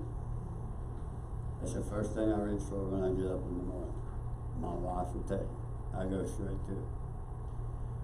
Because after that overnight fast, that's the first thing I want my body to see is a probiotic. And once I drink that, then I have a cup of coffee. Probiotics you cannot get in the standard American diet. It's totally full of them. You can buy it at the store, and there are some name brands out there that I wouldn't hesitate. Yes, ma'am? I'm just wondering if you have these recipes on YouTube or Facebook. Mindy and I are working on that right now. She has come into the picture and said, hey, I will help you if you will let me. So we posted the very first video of me making, I should say making the bone broth and the guacamole recipe. We'll do this stuff one by one. I have the water kefir here. I flavor that water kefir. This is kombucha here. Sometimes I flavor the kombucha, especially with turmeric. Turmeric is very powerful. I've had 2 oncologists tell me, yeah, there's something to that turmeric now. I go ahead and tell you, I've seen enough research out there to know that there's something to the turmeric. So I put turmeric in and I do different things. This is sauerkraut, and in the middle you have bone broth. What I didn't say about bone broth that I feel is important, a lot of gut healing properties. That's one of the reasons that Jason Rowell allows his patients to drink it while they're fasting, is because it has a lot of gut healing properties to it. So this is all my stuff at the house. Do you eat the bone broth for your fast It depends. or drink it? It depends. When my wife graduated nurse practitioner school, which was just in August the 9th, she said, okay, I'm ready to get on a routine program. The first couple of fasts that she did, she didn't talk about. So I did it with her. I tell anybody that's in my family, hey, if you ever want to fast, come see me, I'll do it with you. It's a lot easier when you got somebody else doing it with you. See, unfortunately, my wife was a nurse in the ER. She was a student at UAB. We had 3 kids going in 15 different directions. She had a husband that was diagnosed with terminal illness, and she just was not. I said, baby, just after you're done with it, you know. So I was kind of on my own going through all this as far as that goes. But yes, I've done it. I continue to do it. This is my little mini me. This is one of my juice fasts. What I do is I juice this stuff, I vacuum seal it, and then I immediately put it in the refrigerator or the freezer. Now if I'm doing juice fast, I'll just do a smaller version, usually, to give me a single serving. Now I will tell you that most people agree, once you make it, you have to consume it, or freeze it, or something within the first 20 minutes, or it starts losing its nutritional value. So I make a smaller juice. You see my guacamole there, my turmeric, sauerkraut there. I always have it at the house, always. This is important. Suppose you want to grow a beautiful rose garden. As you look out across the field, all you see is weeds, thorns, and bushes. In order for your garden to flourish, you must first bush hog or mow the weeds, deeply till the soil, and then add in some good organic compost to your foundation to get your foundation strong. This is what fasting does to your body. If your gut is full of weeds, you can plant or throw the most nourishing foods that money can buy into those weeds, but you will see very little progress. If you think about taking roses or the seeds of roses and throwing them out in the middle of that field right there, it's not going to do a whole lot. Okay? But if you fast first and get rid of a lot of the trash that's sitting right here, and then you go back, it says, you are not what you eat, but rather what you digest and assimilate for food. If your body's not digesting it, you're not getting the nutrients from it. So you eat healthy, but you're not digesting it because your microbiome's in bad shape. Let's see, an unhealthy gut microbiome does not allow you to digest and assimilate those nutrients. Fasting, and especially extended fasting, can help clear those weeds.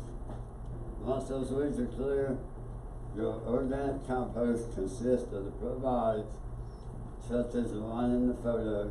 They are your strong foundation. Sauerkraut, kefir, fermented ginger lemonade, kombucha, bone broth. Trust me when I say that your body and your immune system will thank you for that. So, you fast, you make sure that right after that fast, throw in some good probiotics. That's going to be your foundation. You're not going to be able to do that in 2 weeks or 2 months. It takes time. That's one of the problems with doing this stuff is there's a lot of us that wants to undo in 2 weeks what it's taken us 40 or 50 years to get done. And instead of taking the time and being disciplined enough to do it, they say, just give me the pill that's going to make this symptom go away. And let me keep on living the life that I want to live. And I was guilty of that. My first 7-day fast, this is how I broke it. I knew going into it that it was not about eating everything that was on this plate. I just wanted to get a little bit of everything in here. This was store-bought sauerkraut. I put it into a blender, made it into a juice. Store-bought kombucha, pickle juice, which is also fermented. Organic bone broth. This is fresh squeezed vegetable juice. This is Japanese green tea with turmeric. And then right here is my supplement. Now, I no longer take supplements. Dr. Winters, the one that was diagnosed with metastatic ovarian cancer in 1991, says I don't put anything synthetic into my body. And I'd heard her say that in an interview, and I'd read it in this book 2 years ago, that I continued to take my supplements. I mean, there's a lot of these guys that promote them, talk about them, how beneficial they are and so forth. Let me tell you what the deal breaker was for me. I was on a fast. I was shooting for 10 days. On day 6, I felt that I needed to have a bowel movement. So I go and I sit down on the toilet. And as I'm sitting there, I felt something hard come out of me. And I thought, what in the world just came out of me? And when I looked, it was an undissolved turmeric capsule with the turmeric still in it. I had went back in my journal, in my calendar, and I had seen that it had been 10 days since I had taken turmeric. Okay, so assuming that that was the one I took 10 days ago, it had been sitting in my gut for 10 days undissolved. And I passed it on day 6 of the fast. So right then and there, I made the decision, no more supplements for me. I'm agreeing with her at this point. I do not know where they come from. I do not know the source of them. I cannot trust the people to put in them what they say they're putting in them. So I'm no longer going to do supplements. I will get all of my nutrients from the food I eat. So I do not do it. I stay away from it. From that point on, the food you eat can either be the safest and most powerful form of medicine or the slowest form of poison. The choice is yours. Totally up to you. I have this, I grow herbs at my house. This is another thing that Dr. Winter says. She says the herb cabinet is where all your healing takes place. There's a lot of healing in herbs. For that reason, this is my house. Oregano, chives, basil, cilantro, parsley, thyme, peppermint on my back there. Now, that stuff is starting to wilt because of the change in season, so I'm starting to lose some of it. But very rarely do I sit down to a meal that I don't have this in it. Again, you gotta think, man, that's time consuming. Okay, well, what if you just have one meal a day? Is it still time consuming? Can you focus all your energy on that one meal and make sure that that one meal is really powerful? Absolutely. Anybody can do that. Whether you eat it in the evening, or you eat it for breakfast, or at lunchtime, if you focused on one meal a day and that's all you had, you can make it as powerful as you want to make it. But herbs are very important. Enhancing or aiding the fast. If you're doing it for weight loss, you can exercise in the very beginning. Those 2,000 calories of glycogen that I was telling you had, you can burn through those a lot quicker if you exercise in the beginning. Now, if you have chronic or terminal disease, don't exercise. You need to be resting. Make sure you drink plenty of fluids. That's very important. People don't realize that 30% of their water intake comes from their diet. So they start fasting and they forget to drink water. So you have to stay hydrated. Mini trampoline, we talked about that earlier. Great for the lymphatic system. Sunbathing.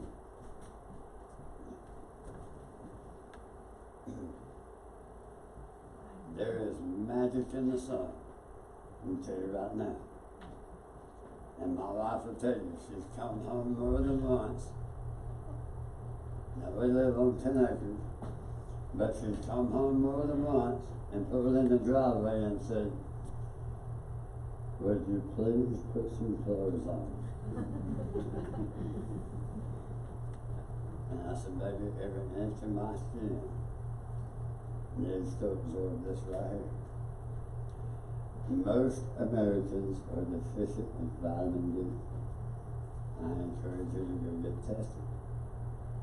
The blood work that I've had in the past 2 years, I do not have a deficiency in vitamin D. And that's because I sunbathe every opportunity I get. I have done it when it was 45 degrees outside, laying in my yard, in my underwear. There's magic in it, I'm telling you.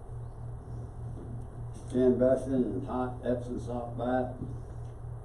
Epsom salt's a good source of magnesium. Run your electrolytes when you're fasting, that's a good thing to do. Hot shower and the cold water plunge, we'll talk about that here shortly. Skin brushing and the infrared sauna. Something else I also do, we'll talk about a little bit more. Mindfulness-based stress reduction, MBS, MBSR. The only class I could find was in Atlanta. So I drove to Atlanta, I don't know, a year and a half ago. I took my first MBSR class. First 2 or 3 times, I was like, man, I'm not sure I'm in the right spot.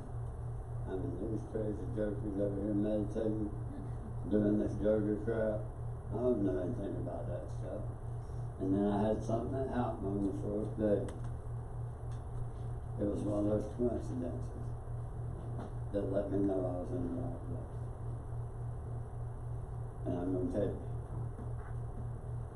you learn the ability to shut off your brain. They told us in the very beginning, we're gonna have a retreat. At the end of this thing, it's gonna be on a Saturday, and for 8 hours, it's a silent retreat. Can't say anything to anybody. We're gonna do some seated yoga, or seated meditation, some laying down yoga, some standing yoga, some guided imagery.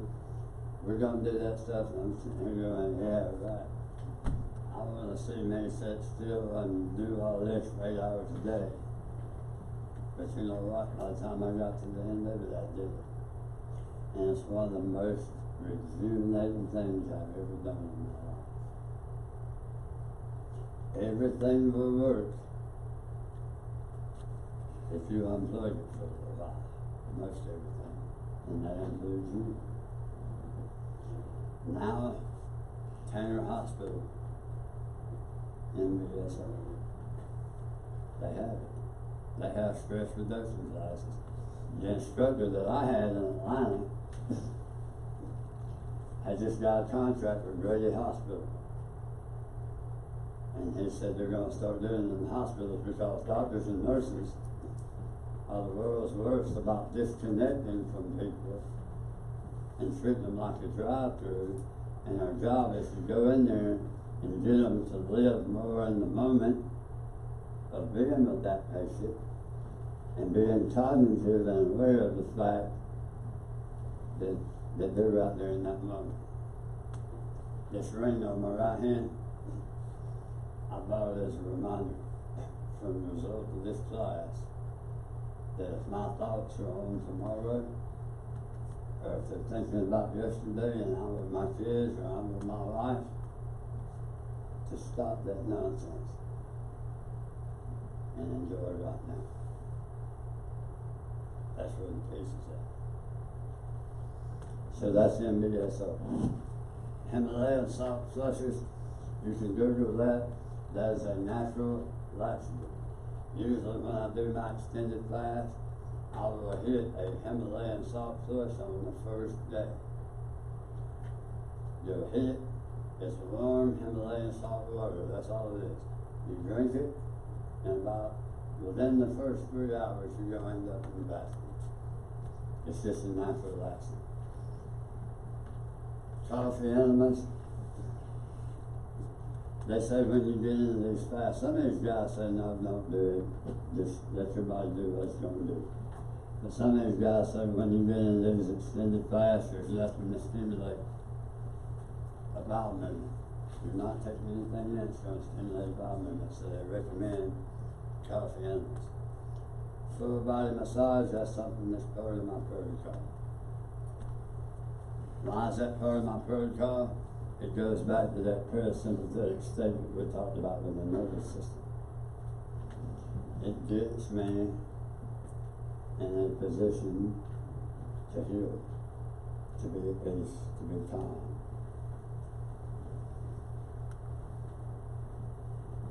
When you do an extended fast, if you do an extended fast, it's a good time to get rid of some old baggage. I mean that in a literal sense. And that you clean out your closets, you clean out your drawers. If you're like me, you didn't do any spring cleaning, so you can do those kind of things, and you can lighten your load as you go through that fast. But I also mean it from an emotional standpoint.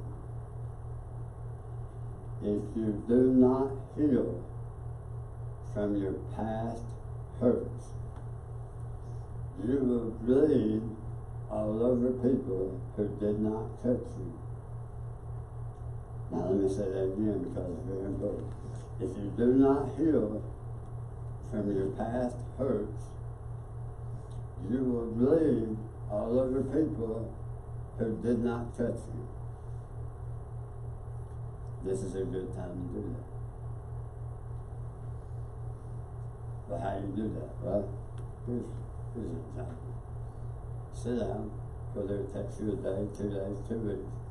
Write down everything thing that's happened to you from the day you were born that had a negative impact on you, write it down. And as you write it down, remember every aspect of it. Relive it. If you start crying, that's fine, but relive it right then. And you exalt that list to where you can't think of another thing that's happened in your life. When you're done with it, you take it out back, you look up, you say, God, I'm done. Take this burden off of me. I'm tired of the weight that it has put on me over the years. And you take the lighter and you light it on fire. And you let go of it. The other thing you do a forgiveness journal. Every day, just one day, you sit down and you forgive somebody who has hurt you in the past that you held on to. If you can't think of something to forgive somebody for, forgive yourself for something that you've done that hurt somebody else. I had to forgive myself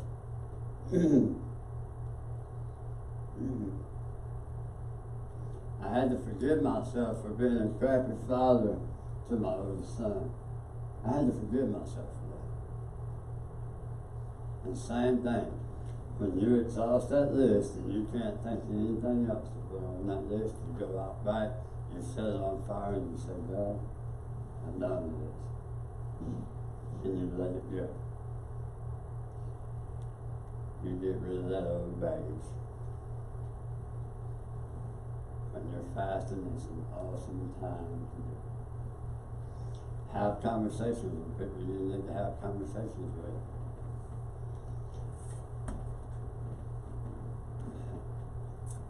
My life's going to kill me. I think that my wife needs to have a conversation with her mother. I talked about my mother-in-law, her mother. I talked about her earlier having an aneurysm. She was babysitting Ava that day. Ava was 4 months old. Amy was running late for work.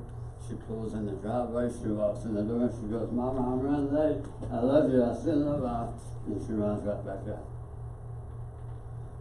And my wife was working in the ER that they transported her mama to. And the next time she saw her mama, she was gone. And I've heard her over the years say, had I just known that was going to be the last time I saw my mama, I wouldn't have been in such a hurry. So how do you fix that? Charles Stanley.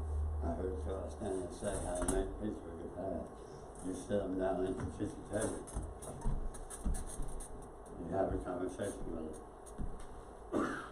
And you tell them everything you want to tell them. Everything. Get it out. Tell them. I had a conversation with my mother. She passed away in 2007. I had to put my uniform on because she was very proud of the fact that I was a police officer.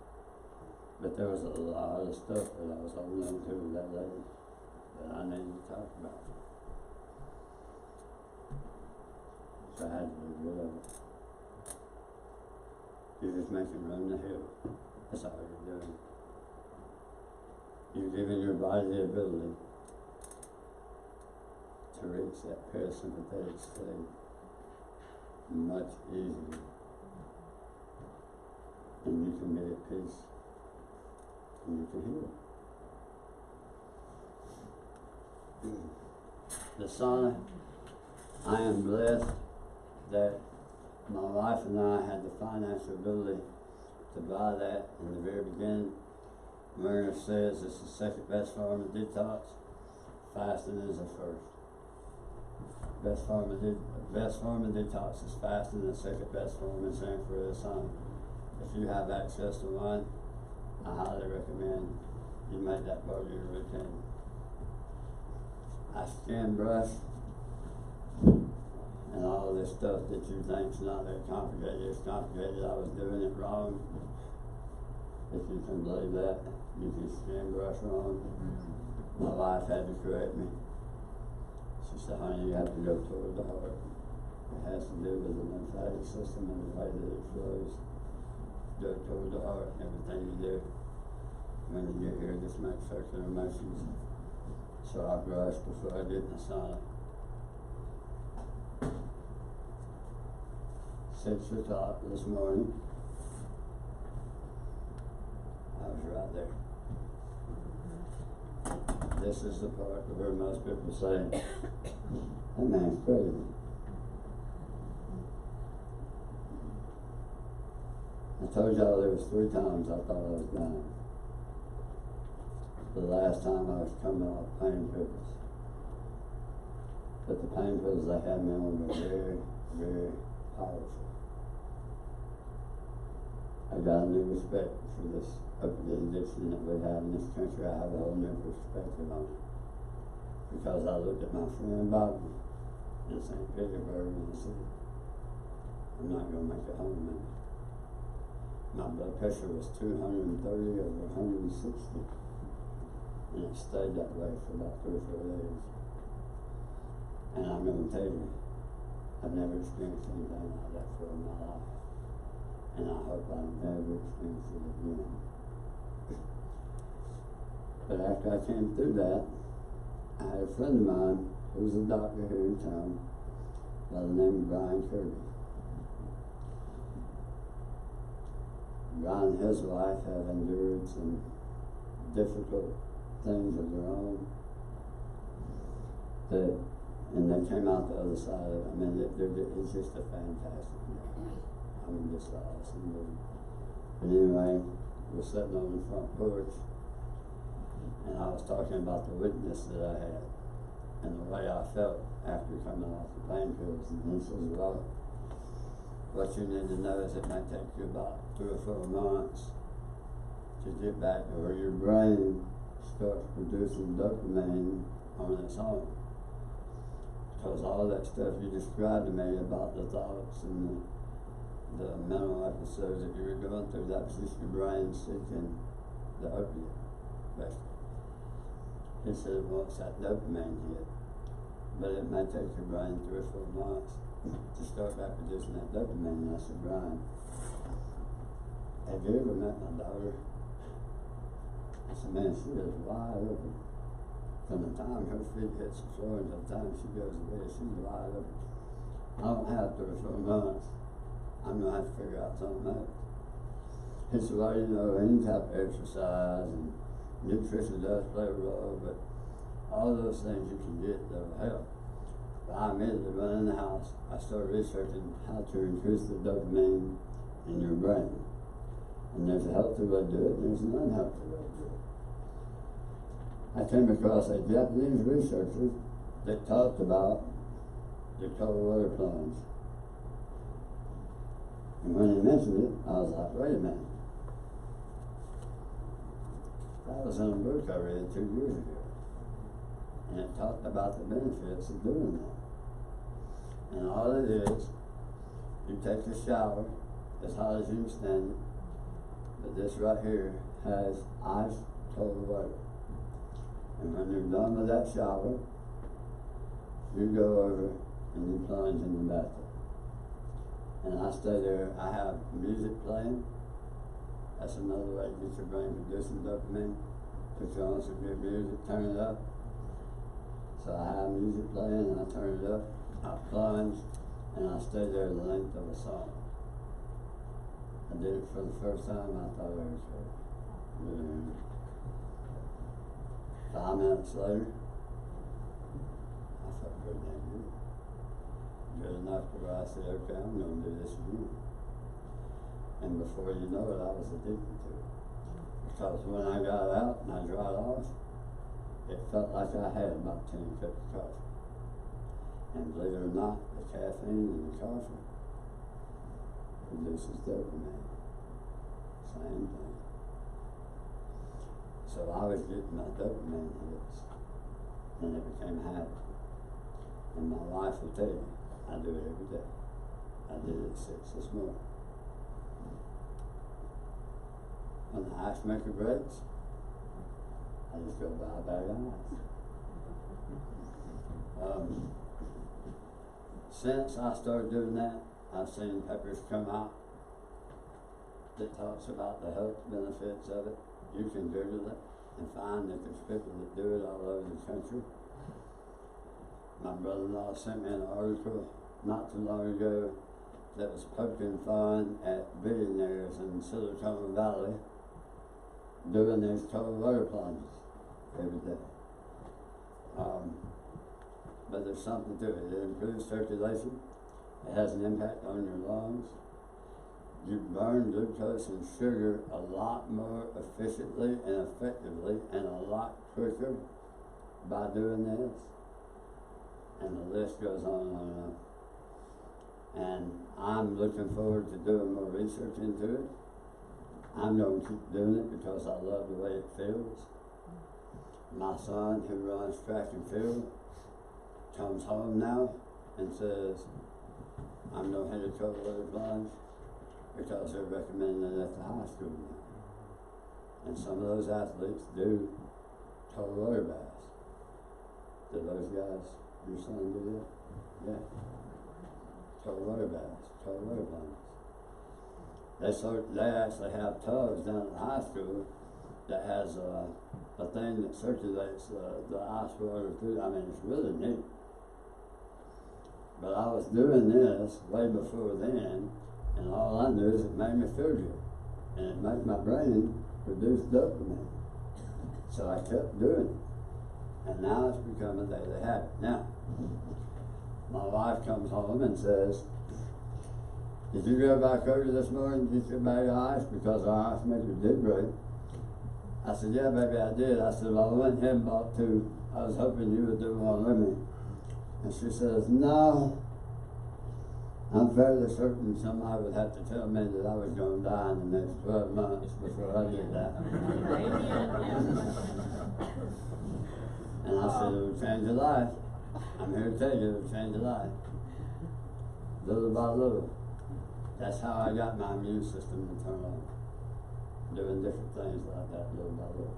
I'll tell you this, first 5 times I did it, my extremities, my fingers would turn white, my toes.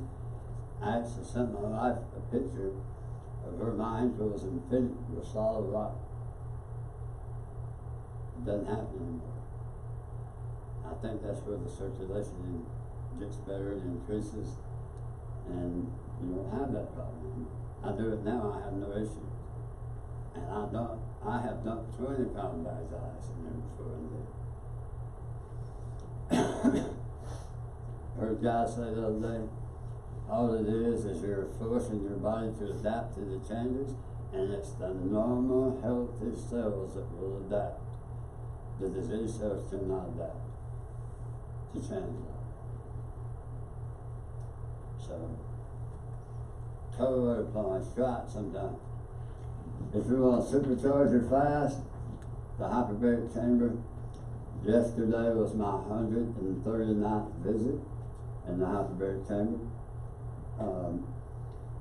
I think some athletes do that as well. I'm not sure if you've heard that, John, but some of the professional athletes, before I did this, we talked to a guy who played with, I want to say it was the Jets. Bert hooked me up with him somehow. He played with the Jets, and he had one, and he said, yeah, I'm getting some age on me. And he said, I go out for a hard practice, or we have a hard game. And he said, it would take me 4 days to recover. But now when I do that, I get in the hyperbaric chamber for a few hours, and everything's fine. What this does is, we talked earlier about how fasting forces your body to make them new baby stem cells. This does the same thing. It forces your bone marrow to create new stem cells. So it's like fasting times 10. Where is that? I was at Tanner Hospital. You have to be a little creative because that's for women care. Sarah Mar also, Sarah Mar Spa in Carrollton also. They have a They chamber? do. Well, there you go. There's a spa here in town that has a chamber. Been very beneficial to me. So the hyperbaric chamber, or if you have an infrared sauna, my wife has given me several IV vitamin C infusions while I was in the hyperbaric chamber. While I was in the infrared sauna. All you're doing is, I was fasting. I was putting the cancer cells at a very defensiveless state. They become very fragile when you're fasting. They lose their source of fuel, which is sugar, glucose. You go in there with vitamin C and you take an infusion of vitamin C. I've done that several times. I get my vitamin C from the pharmacy in Birmingham. They actually have to mix all that stuff. Or they send it to you and you have to mix it, but it has been very beneficial. Sometimes, getting up in the morning, getting going, having your probiotic, having your coffee, helping your little girl get ready for school, and getting out the door, and then going and being still for 3 hours is difficult. And I got to the point where I was telling my wife, I was like, man, this seems like it's lasting forever this time. But then it hit me one day. 60% of what I'm telling you guys about, I got laying right there. I don't watch TV. I sit there and listen to audiobooks. The book that I was listening to on that specific day is this one right here, Jason Rowell, The Complete Guide to Fasting. So I had to change the way I looked at it. I said, okay, it's not the hyperbaric chamber, this is my classroom. This is where I learn. What's going to happen during the fast? You're going to get hungry. You're going to get ill. If you've been burning sugar for the past 40 or 50 years, it's not going to be easy. I'm not going to sit here and lie and say that it is. But I'm telling you, you get past that. Oh, my blood sugar's going. Yeah, it's going to. But that's normal. Unless you're diabetic. Now, if you're diabetic, talk with your doctor, make sure you work with your doctor on all that stuff. If you're on blood pressure medicine, monitor your blood pressure, because when you start fasting, it's going to drop off. Blood sugar and insulin drop drastically, your heart rate slows, your blood pressure begins to decrease. My blood pressure, this is over a 3-day period. I went from 162 over 94 to 122 over 73 on day 3 of the fast. You'll drop a lot of water weight, but like I said, most of that will come back as soon as you start back refeeding. Headaches, dizziness, nausea, you're having sugar or caffeine withdrawals, totally normal. It's going to happen. It's totally normal. It's just like coming off any other drug. You're going to have something. You have to push through it. Your body temperature reduces. I normally stay cold. It has something to do with the down-regulating of your thyroid and conserving energy. Day 3 to day 7, the average person, it takes 3 days to make that switch. The average person. From burning glucose to burning ketones. Once you become fat adapted, once your body recognizes that you can immediately turn to your fat stores and start burning energy, and you become fat adapted, I make that switch in about 16 hours. My oldest daughter had a birthday last Sunday.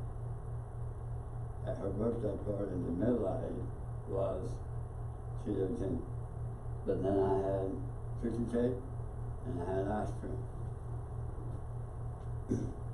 The next day I was checking my blood sugar, my ketones, and it was about hour 15 or 16, I went right back to ketosis. Right back to burning fat, as opposed to burning sugar. So you become more efficient. I highly recommend that if you're going to do this, you fast and do a ketogenic diet for at least 2 months before you consume any sugar or high carbs. And that's simply to break the addiction to sugar. Your taste buds will change. I promise you they will. I used to be a sugar addict. I love chocolate. But I'm telling you, what I crave right now, probably more than anything, is my guacamole. I love it. So your taste buds do change. 2 months to become fat adapted. And then if you want to start cycling, depending on where you are, what your goals are, I think it's fine at that point. Some of the hunger cravings start to subside. Some people experience maybe acid dump. You wonder how you have acid and you hadn't ate anything. Well, part of it's because you have acid built up in your lymph system that starts coming out. Pimples or boils on your skin, it's just that it's time detoxing.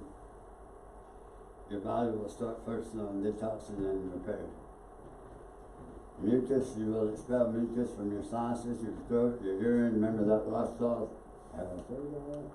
No, there it is. I started coughing up mucus like crazy. But as your ketone level increases, so will your energy. Your energy will get a lot better. And your body burns your ketones. When you're burning sugar, I think of my old lifted F-150 I sold not too long ago. That truck had a 6-inch lift. It sit on 35s. It got about 13 miles to the gallon. That's burning sugar. My wife has a Honda Accord that's a hybrid. She gets about 45 miles to the gallon. That's burning ketones. Your body burns those ketones a lot more efficiently than it burns sugar. So as that level increases, you start to get more energy. And you get into a deeper level of ketosis. I could teach a 3-day class on the ketogenic diet and how to get into ketosis and how to do this and how to do that.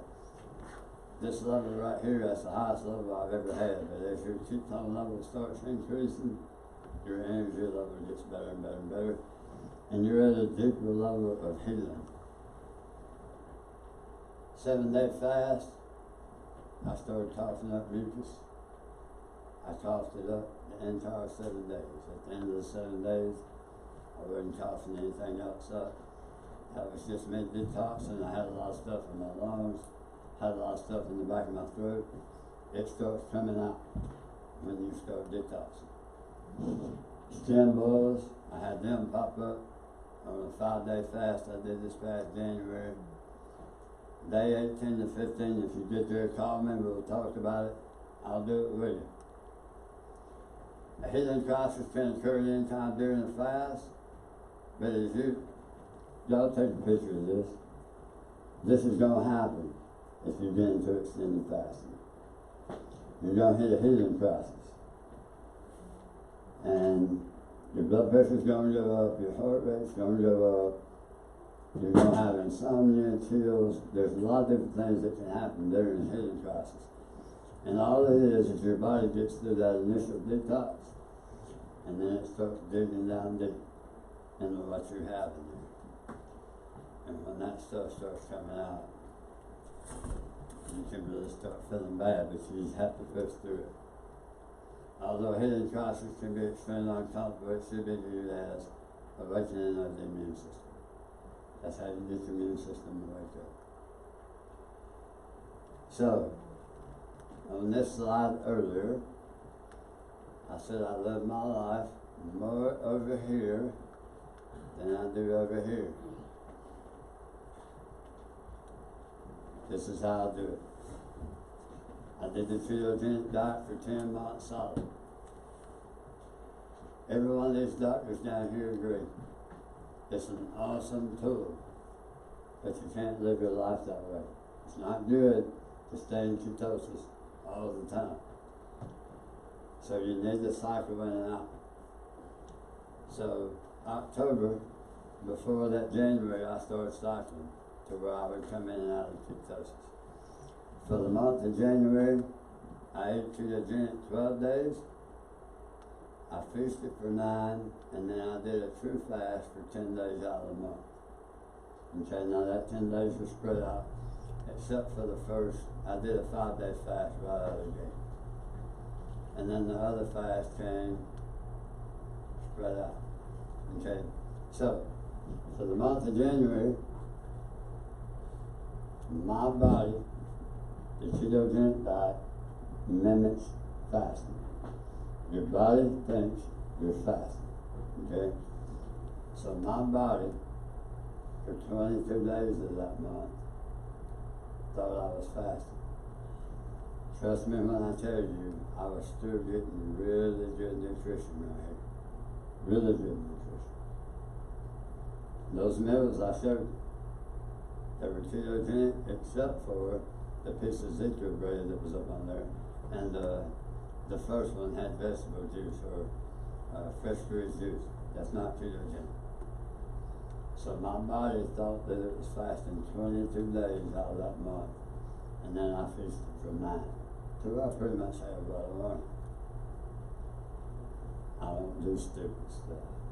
I don't drink Cokes and go eat 12 gallons of ice cream and run to the drive-thru of McDonald's. I don't do stupid stuff. But I do cycle out of fasting, and I enjoy my life. My daughter had a birthday in August. I had birthday cake, I had ice cream, I had what I wanted to have. I jumped right back into my routine. Jason Rowell tells his patients the same thing. Don't deny yourself. If you or your spouse or your kids are having a birthday or something, man, have the cake. Just jump back on the program. I would stipulate though, if you're in that first 60-day period, if you're in that first 2-month period, don't have the cake. Because that sugar addiction is going to come back and pop you right between the eyes. Get past that first. Jason, what are those numbers after the day? That is the amount of time before my next meal. So we talked about intermittent fasting, time restricted feeding. This window right here you see is only 13 hours, which means once I ate right here on this day, there was 124 hours that passed since I had my last meal right here. So this is my last meal. I fasted for 5 days. I ate right here. There was 124 hours that had passed since I had my meal. But from this meal to this meal, I only fasted 13 hours. And then from here to here, I fasted 17 and a half hours. From here to here is 19. You see that the majority of my numbers are anywhere between the 16 and the 19 range. When I feasted, those times tightened up. Does that make sense?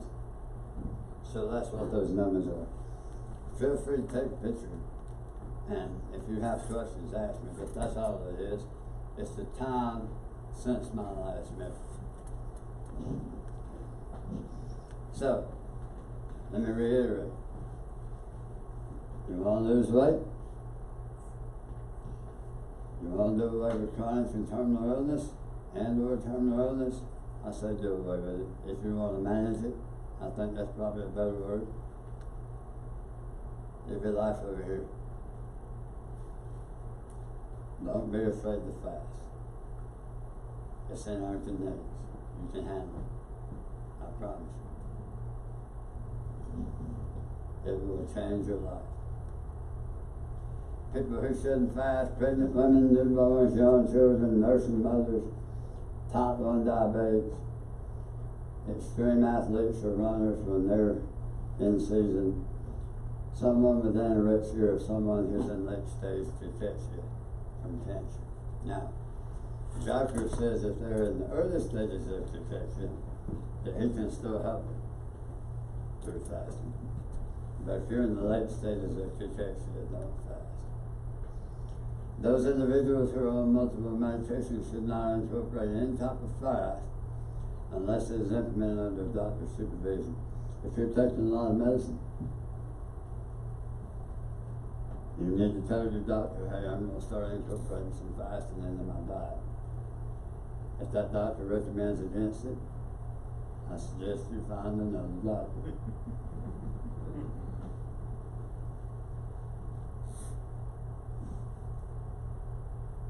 I have friends who are doctors. I'm not anti-conventional.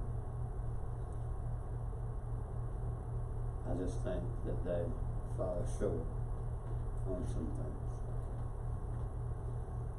No doctor in the past 6 years ever walked up to me and said,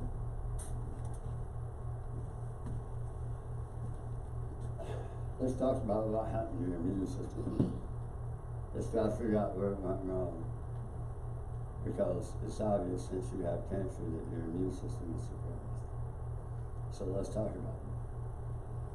Let's also talk about your job, your eating habits, your relationship with your family, your sleeping habits. As a matter of fact, I want to discuss all of that. Now, every bit of this is totally voluntary. You don't have to do it. But my goal here is to help you figure out where your immune system went wrong. And I'm going to help you get that immune system back, because here's the truth. This chemo and radiation that we're about to give you, it's going to hang on your immune system. And your immune system's already shot. Your immune system's already suppressed. So when we're done doing what we're going to do, you're going to have to do your part if you're going to be successful in this. And I can help you with that if you will allow me to help you. I'm going to see that guy at the doctor's office because I didn't have it. And that's all. I just think they fall short. Jason Rowell said he spent 9 years in college to be a doctor. He had 4 hours of nutrition. When I asked the guy at Emory, the reason they diagnosed with terminal cancer, is there anything I can do from the dietary or exercise or anything like that? And he said, no, cancer's going to do what cancer's going to do. That's crap. That is crap. It's not their job to tell you that anyway. Do not ever allow anybody to put a timeline on your life. It's not up to them. It's up to you and the man upstairs. This came from my mindfulness-based stress reduction class. I believe that one of the biggest challenges of life is to learn to dance in the rain. Find calm within the storm. Find peace with chaos all around. I spent my whole life trying to make it to the next point where happiness and contentment will be waiting for me. And I read this today and I thought it was worth sharing. Patience is a hard discipline. It is not just waiting until something happens over which we have no control. The arrival of the bus, the end of the rain, the return of a friend, the resolution of a conflict. Patience is not waiting passively until someone else does something. Patience asks us to live the moment to the fullest, to be completely present in the moment, to taste the here and now, to be where we are. When we are impatient, we try to get away from where we are. We behave as if the real thing will happen tomorrow, later, or somewhere else. Let's be patient and trust that the treasure we look for is hidden in the ground on which we stand. That's all that ring is right there. It's your reminder for me to be in the moment. Come back here. Don't live your life worried about tomorrow. Regretting yesterday. Come back right here. Tyranny like hell is not easy to conquer, yet we have this consolation with us, that the harder the conflict, the more glorious the trial. But we obtain too cheap, we esteem too lightly. It is dearness only that gives everything its value. When you work your butt off to regain your health, you're proud of it. And you should be, because it's not easy. Otherwise, we wouldn't have 60% like the numbers anywhere from 55 to 60% of our population that's obese. We wouldn't have that problem if it was easy. Right? I went on a retreat last year with Bird's Big Adventure, and at this retreat, I was rooming with Tommy, who I absolutely love, producer Tommy, and he said, "Tell me about the hyperbaric chamber. How do you lay in the hyperbaric chamber for 2.5 to 3 hours?" And I explained it to him. And then me and Bert were walking down the steps of his house, and he goes, "Did you really go for 7 days without eating? I mean, tell me about that." And I was getting all these questions about different things that I do that I had posted about.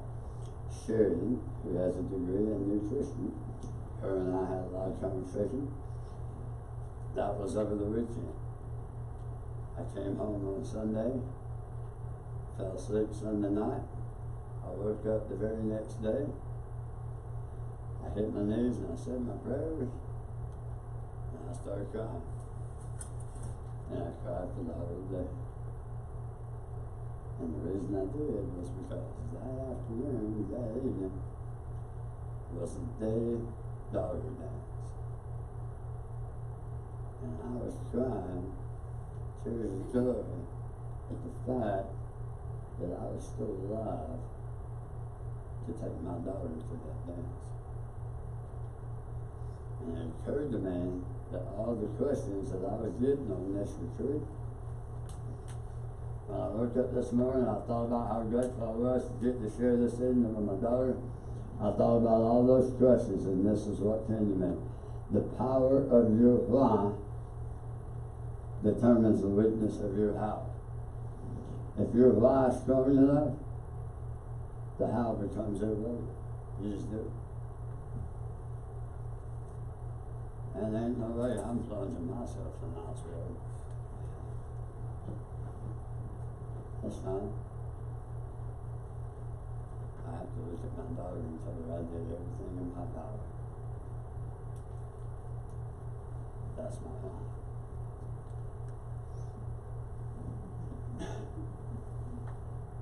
When I had a staph infection, I ended up doing a second surgery. I had a hole in my neck the size of a golf ball. I had the pit line coming out of my chest where I was getting my infusions of the vancomycin. I had the feeding tube in my stomach. And when I look back at this photo, I realized that my little girl never saw a sickness. She just saw her daddy laying there, or sitting there. And when I made that big mental change, that flip that I made in July that my wife was talking about on that 7-day fast, at the heart of that flip was, what kind of person do you want to reflect back to your wife, your kids, and the rest of this world? You can live your life bitter and angry and pissed off because you feel like you've been dealt a crappy hand. But that feeling is going to reflect back to them. That's what they're going to see. That's how they're going to see you living, and that's not how you want to be remembered. And then I read Mark Twain. Anger is an acid that can do more harm and the vessel in which it is stored than anything in which it is poured.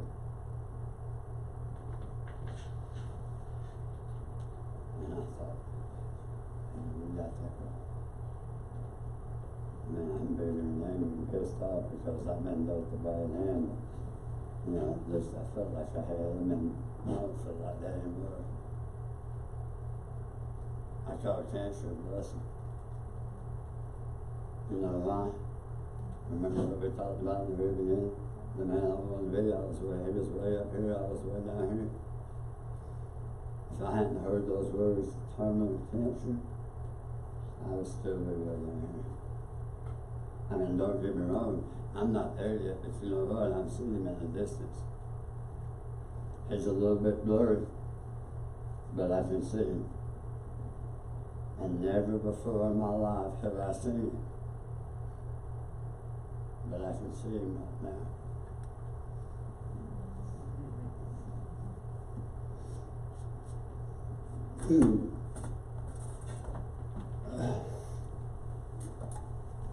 I shouldn't have put this slide in. Man, there's not a whole lot of things that ruffle my feathers anymore. There's very few things that make me angry or frustrated. I have a very laid back demeanor. Usually if I get frustrated, it revolves around food. I have a hard time eating. I get choked. What I was talking about earlier is the base of my tongue does not, I don't have that piston that goes back and shuts off. So everything I drink and eat goes down to my lungs. Remember, that's why I have to deep breathe, that's why I have to do cardio, that's why I have to stay active to keep from getting aspiration pneumonia. I cannot carry on a conversation and eat at the same time. My family knows that. Sitting on the sofa, probably about 3 months ago. And believe it or not, one of the things that my family is good about is normally we eat at the kitchen table as a family, but for some reason we have made the decision to eat on the sofa.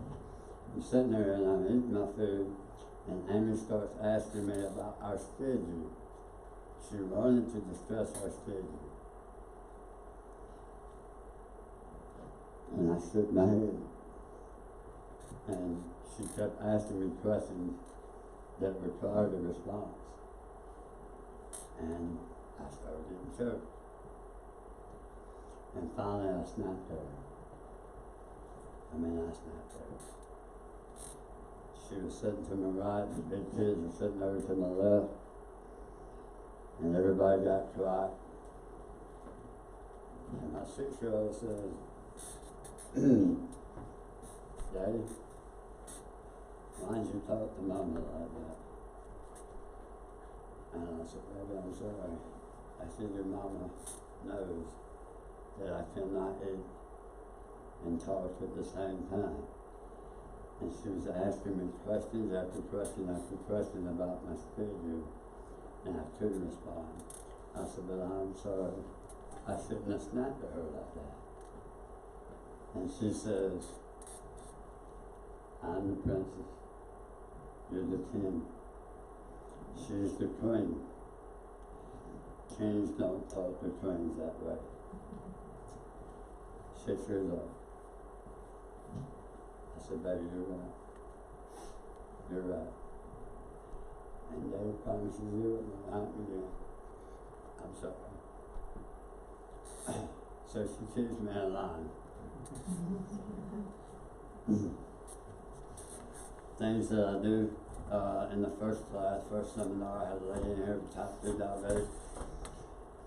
She said, I have to ask, I'm sorry for asking, she said, but how does someone who's been diagnosed with terminal illness be so optimistic and upbeat? She said, every time I see you, you're smiling, you're happy, you know. I said, well, there's certain things that I do on a daily basis. Remember me talking about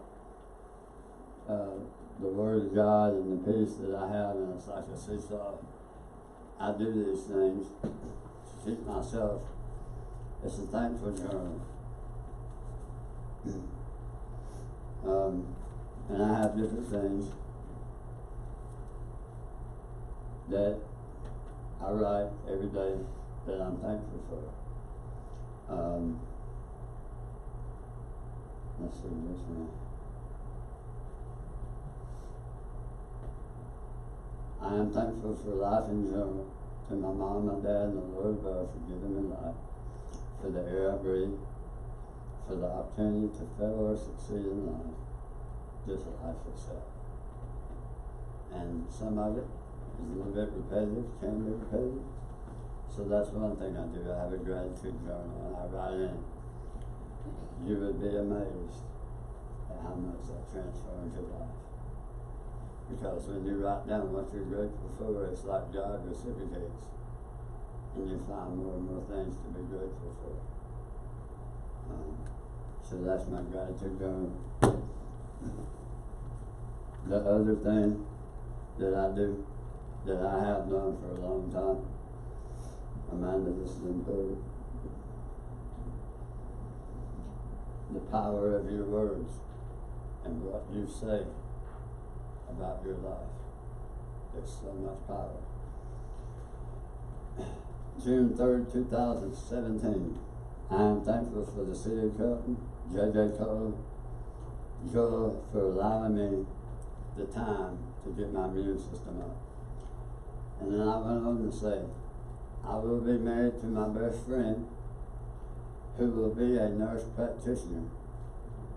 I will then refocus on my education once she is done with hers. She graduated on August 9th of this year. I wrote that 5 weeks after I was diagnosed with terminal cancer. And they gave me 12 months to live.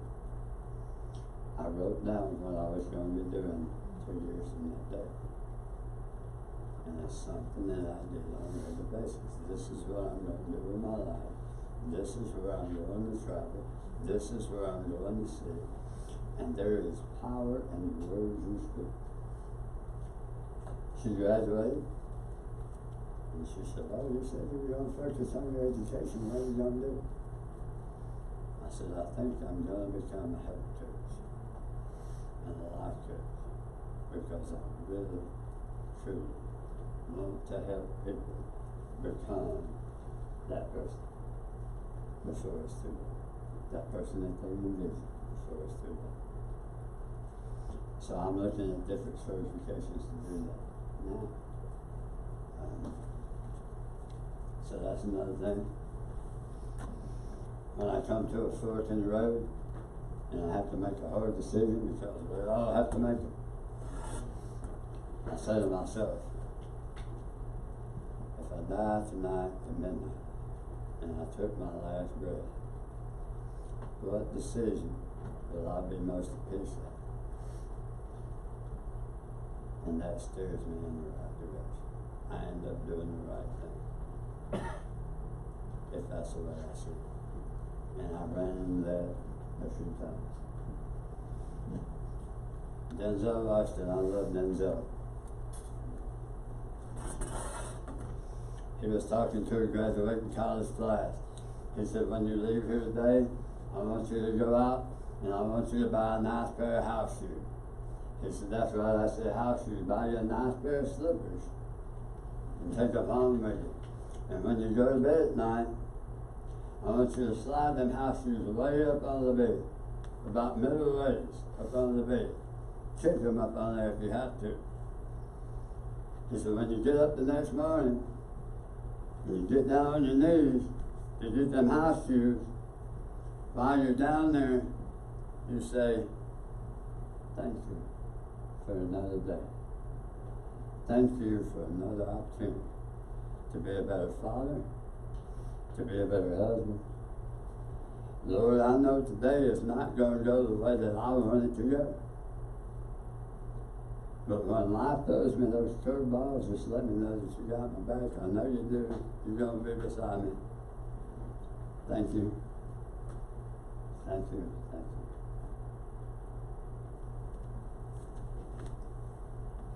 I said nothing to my wife. And it wasn't that I didn't want her to know, I just felt like that was between me and him. First time she walked through, what are you doing? I just did my house shoes. About the third time, what are you doing? I just did my house shoes. Why do you keep sliding your house shoes so far up under the bed? I had to tell her. But here's the coolest part. She was the only person I said anything to about it. My wife and my son go out of town and just ride. This one right here knows that when one of us goes out of town, she gets to sleep with the other one. So she's in the bed with me. Friday night. Saturday morning I hear her stirring. Saturday night I hear her. Daddy. I said, there's 5 minutes. Just give me 5 minutes. Daddy. Alright. I said, alright, baby, come on, we'll get up. I take 2 steps off the bed and she says, Daddy, you gotta say your prayers. And it hit me. I didn't say a word to her about that.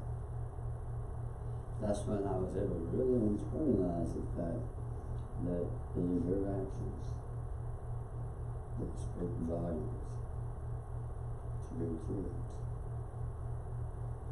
So now, I refuse to start my day any other way.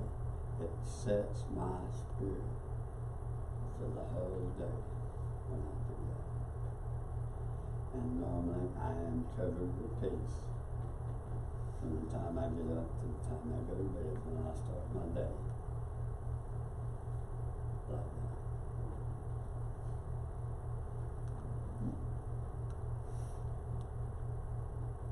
So here's the biggest question that everybody has. I'm sorry, I ran over. Where do I start? I've already answered the question. If you're mean, you have to take that cannonball. If you're type 2 diabetic, you have high levels of protein in your urine, do the cannonball. You just want to lose some weight, start to feel better, take it easy. If it was me, if this were a calendar, and I said, alright, I need to lose 50 pounds. I know that science tells me that I can lose half a pound a day if I fast. And I remember Jason saying, though, that I need to do the ketogenic diet for 60 days before I start cycling. So, let me figure that into the calendar.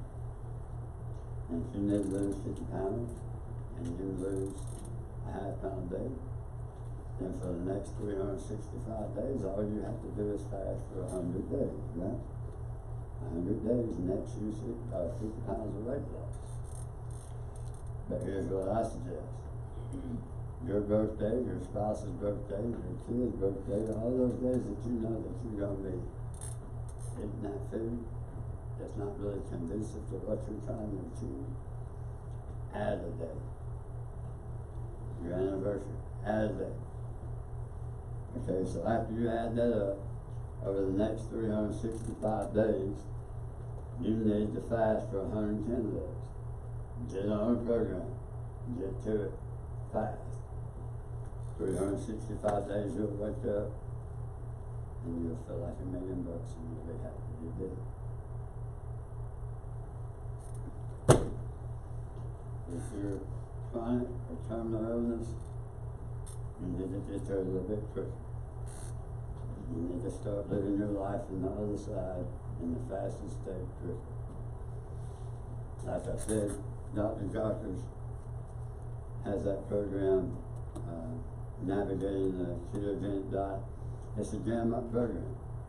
There's others out there. So get you on those.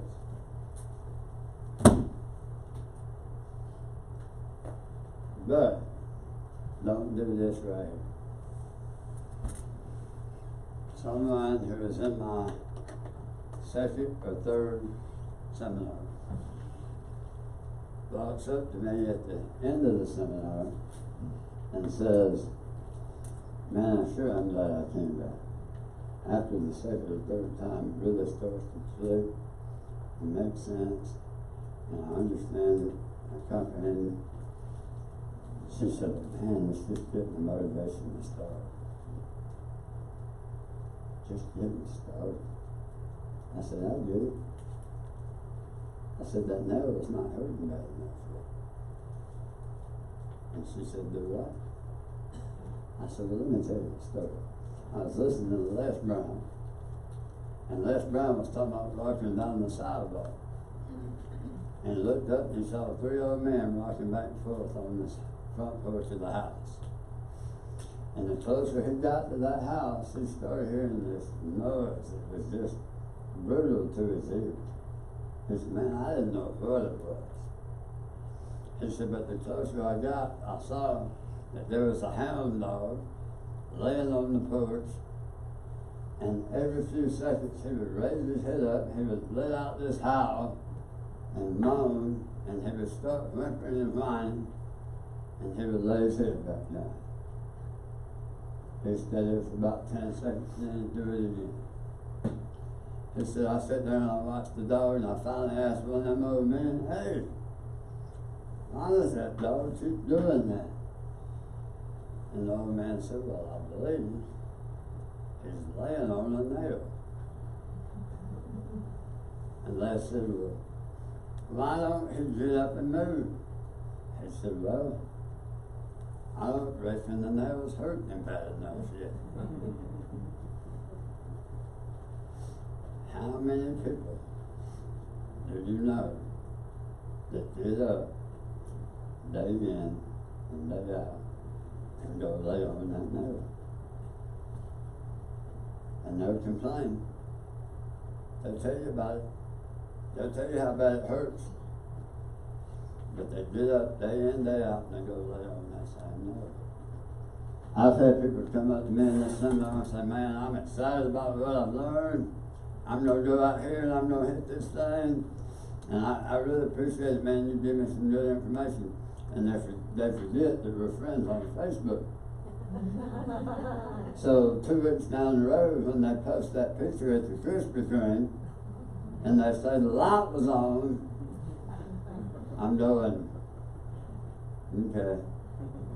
They missed the part about 60 days, 2 months. They still got that sugar addiction kicking. Yeah. Just start. Just start. It'll change your life. The tools are there. The science is behind it. It doesn't matter where you are.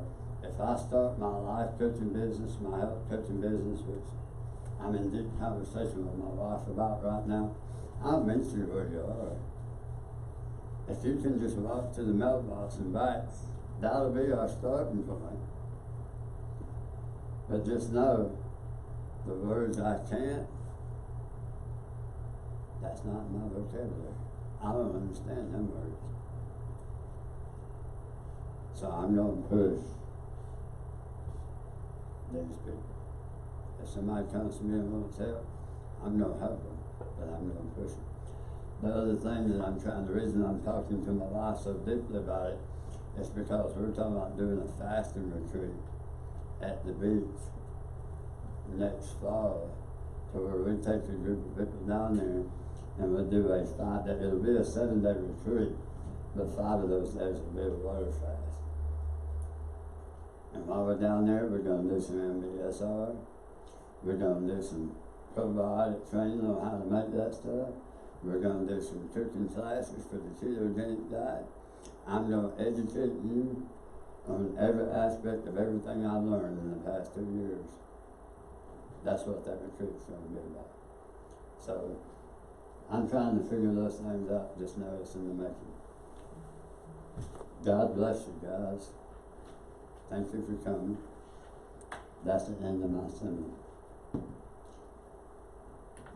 The bone broth back here should be ready, if you guys wanna try it. Please sample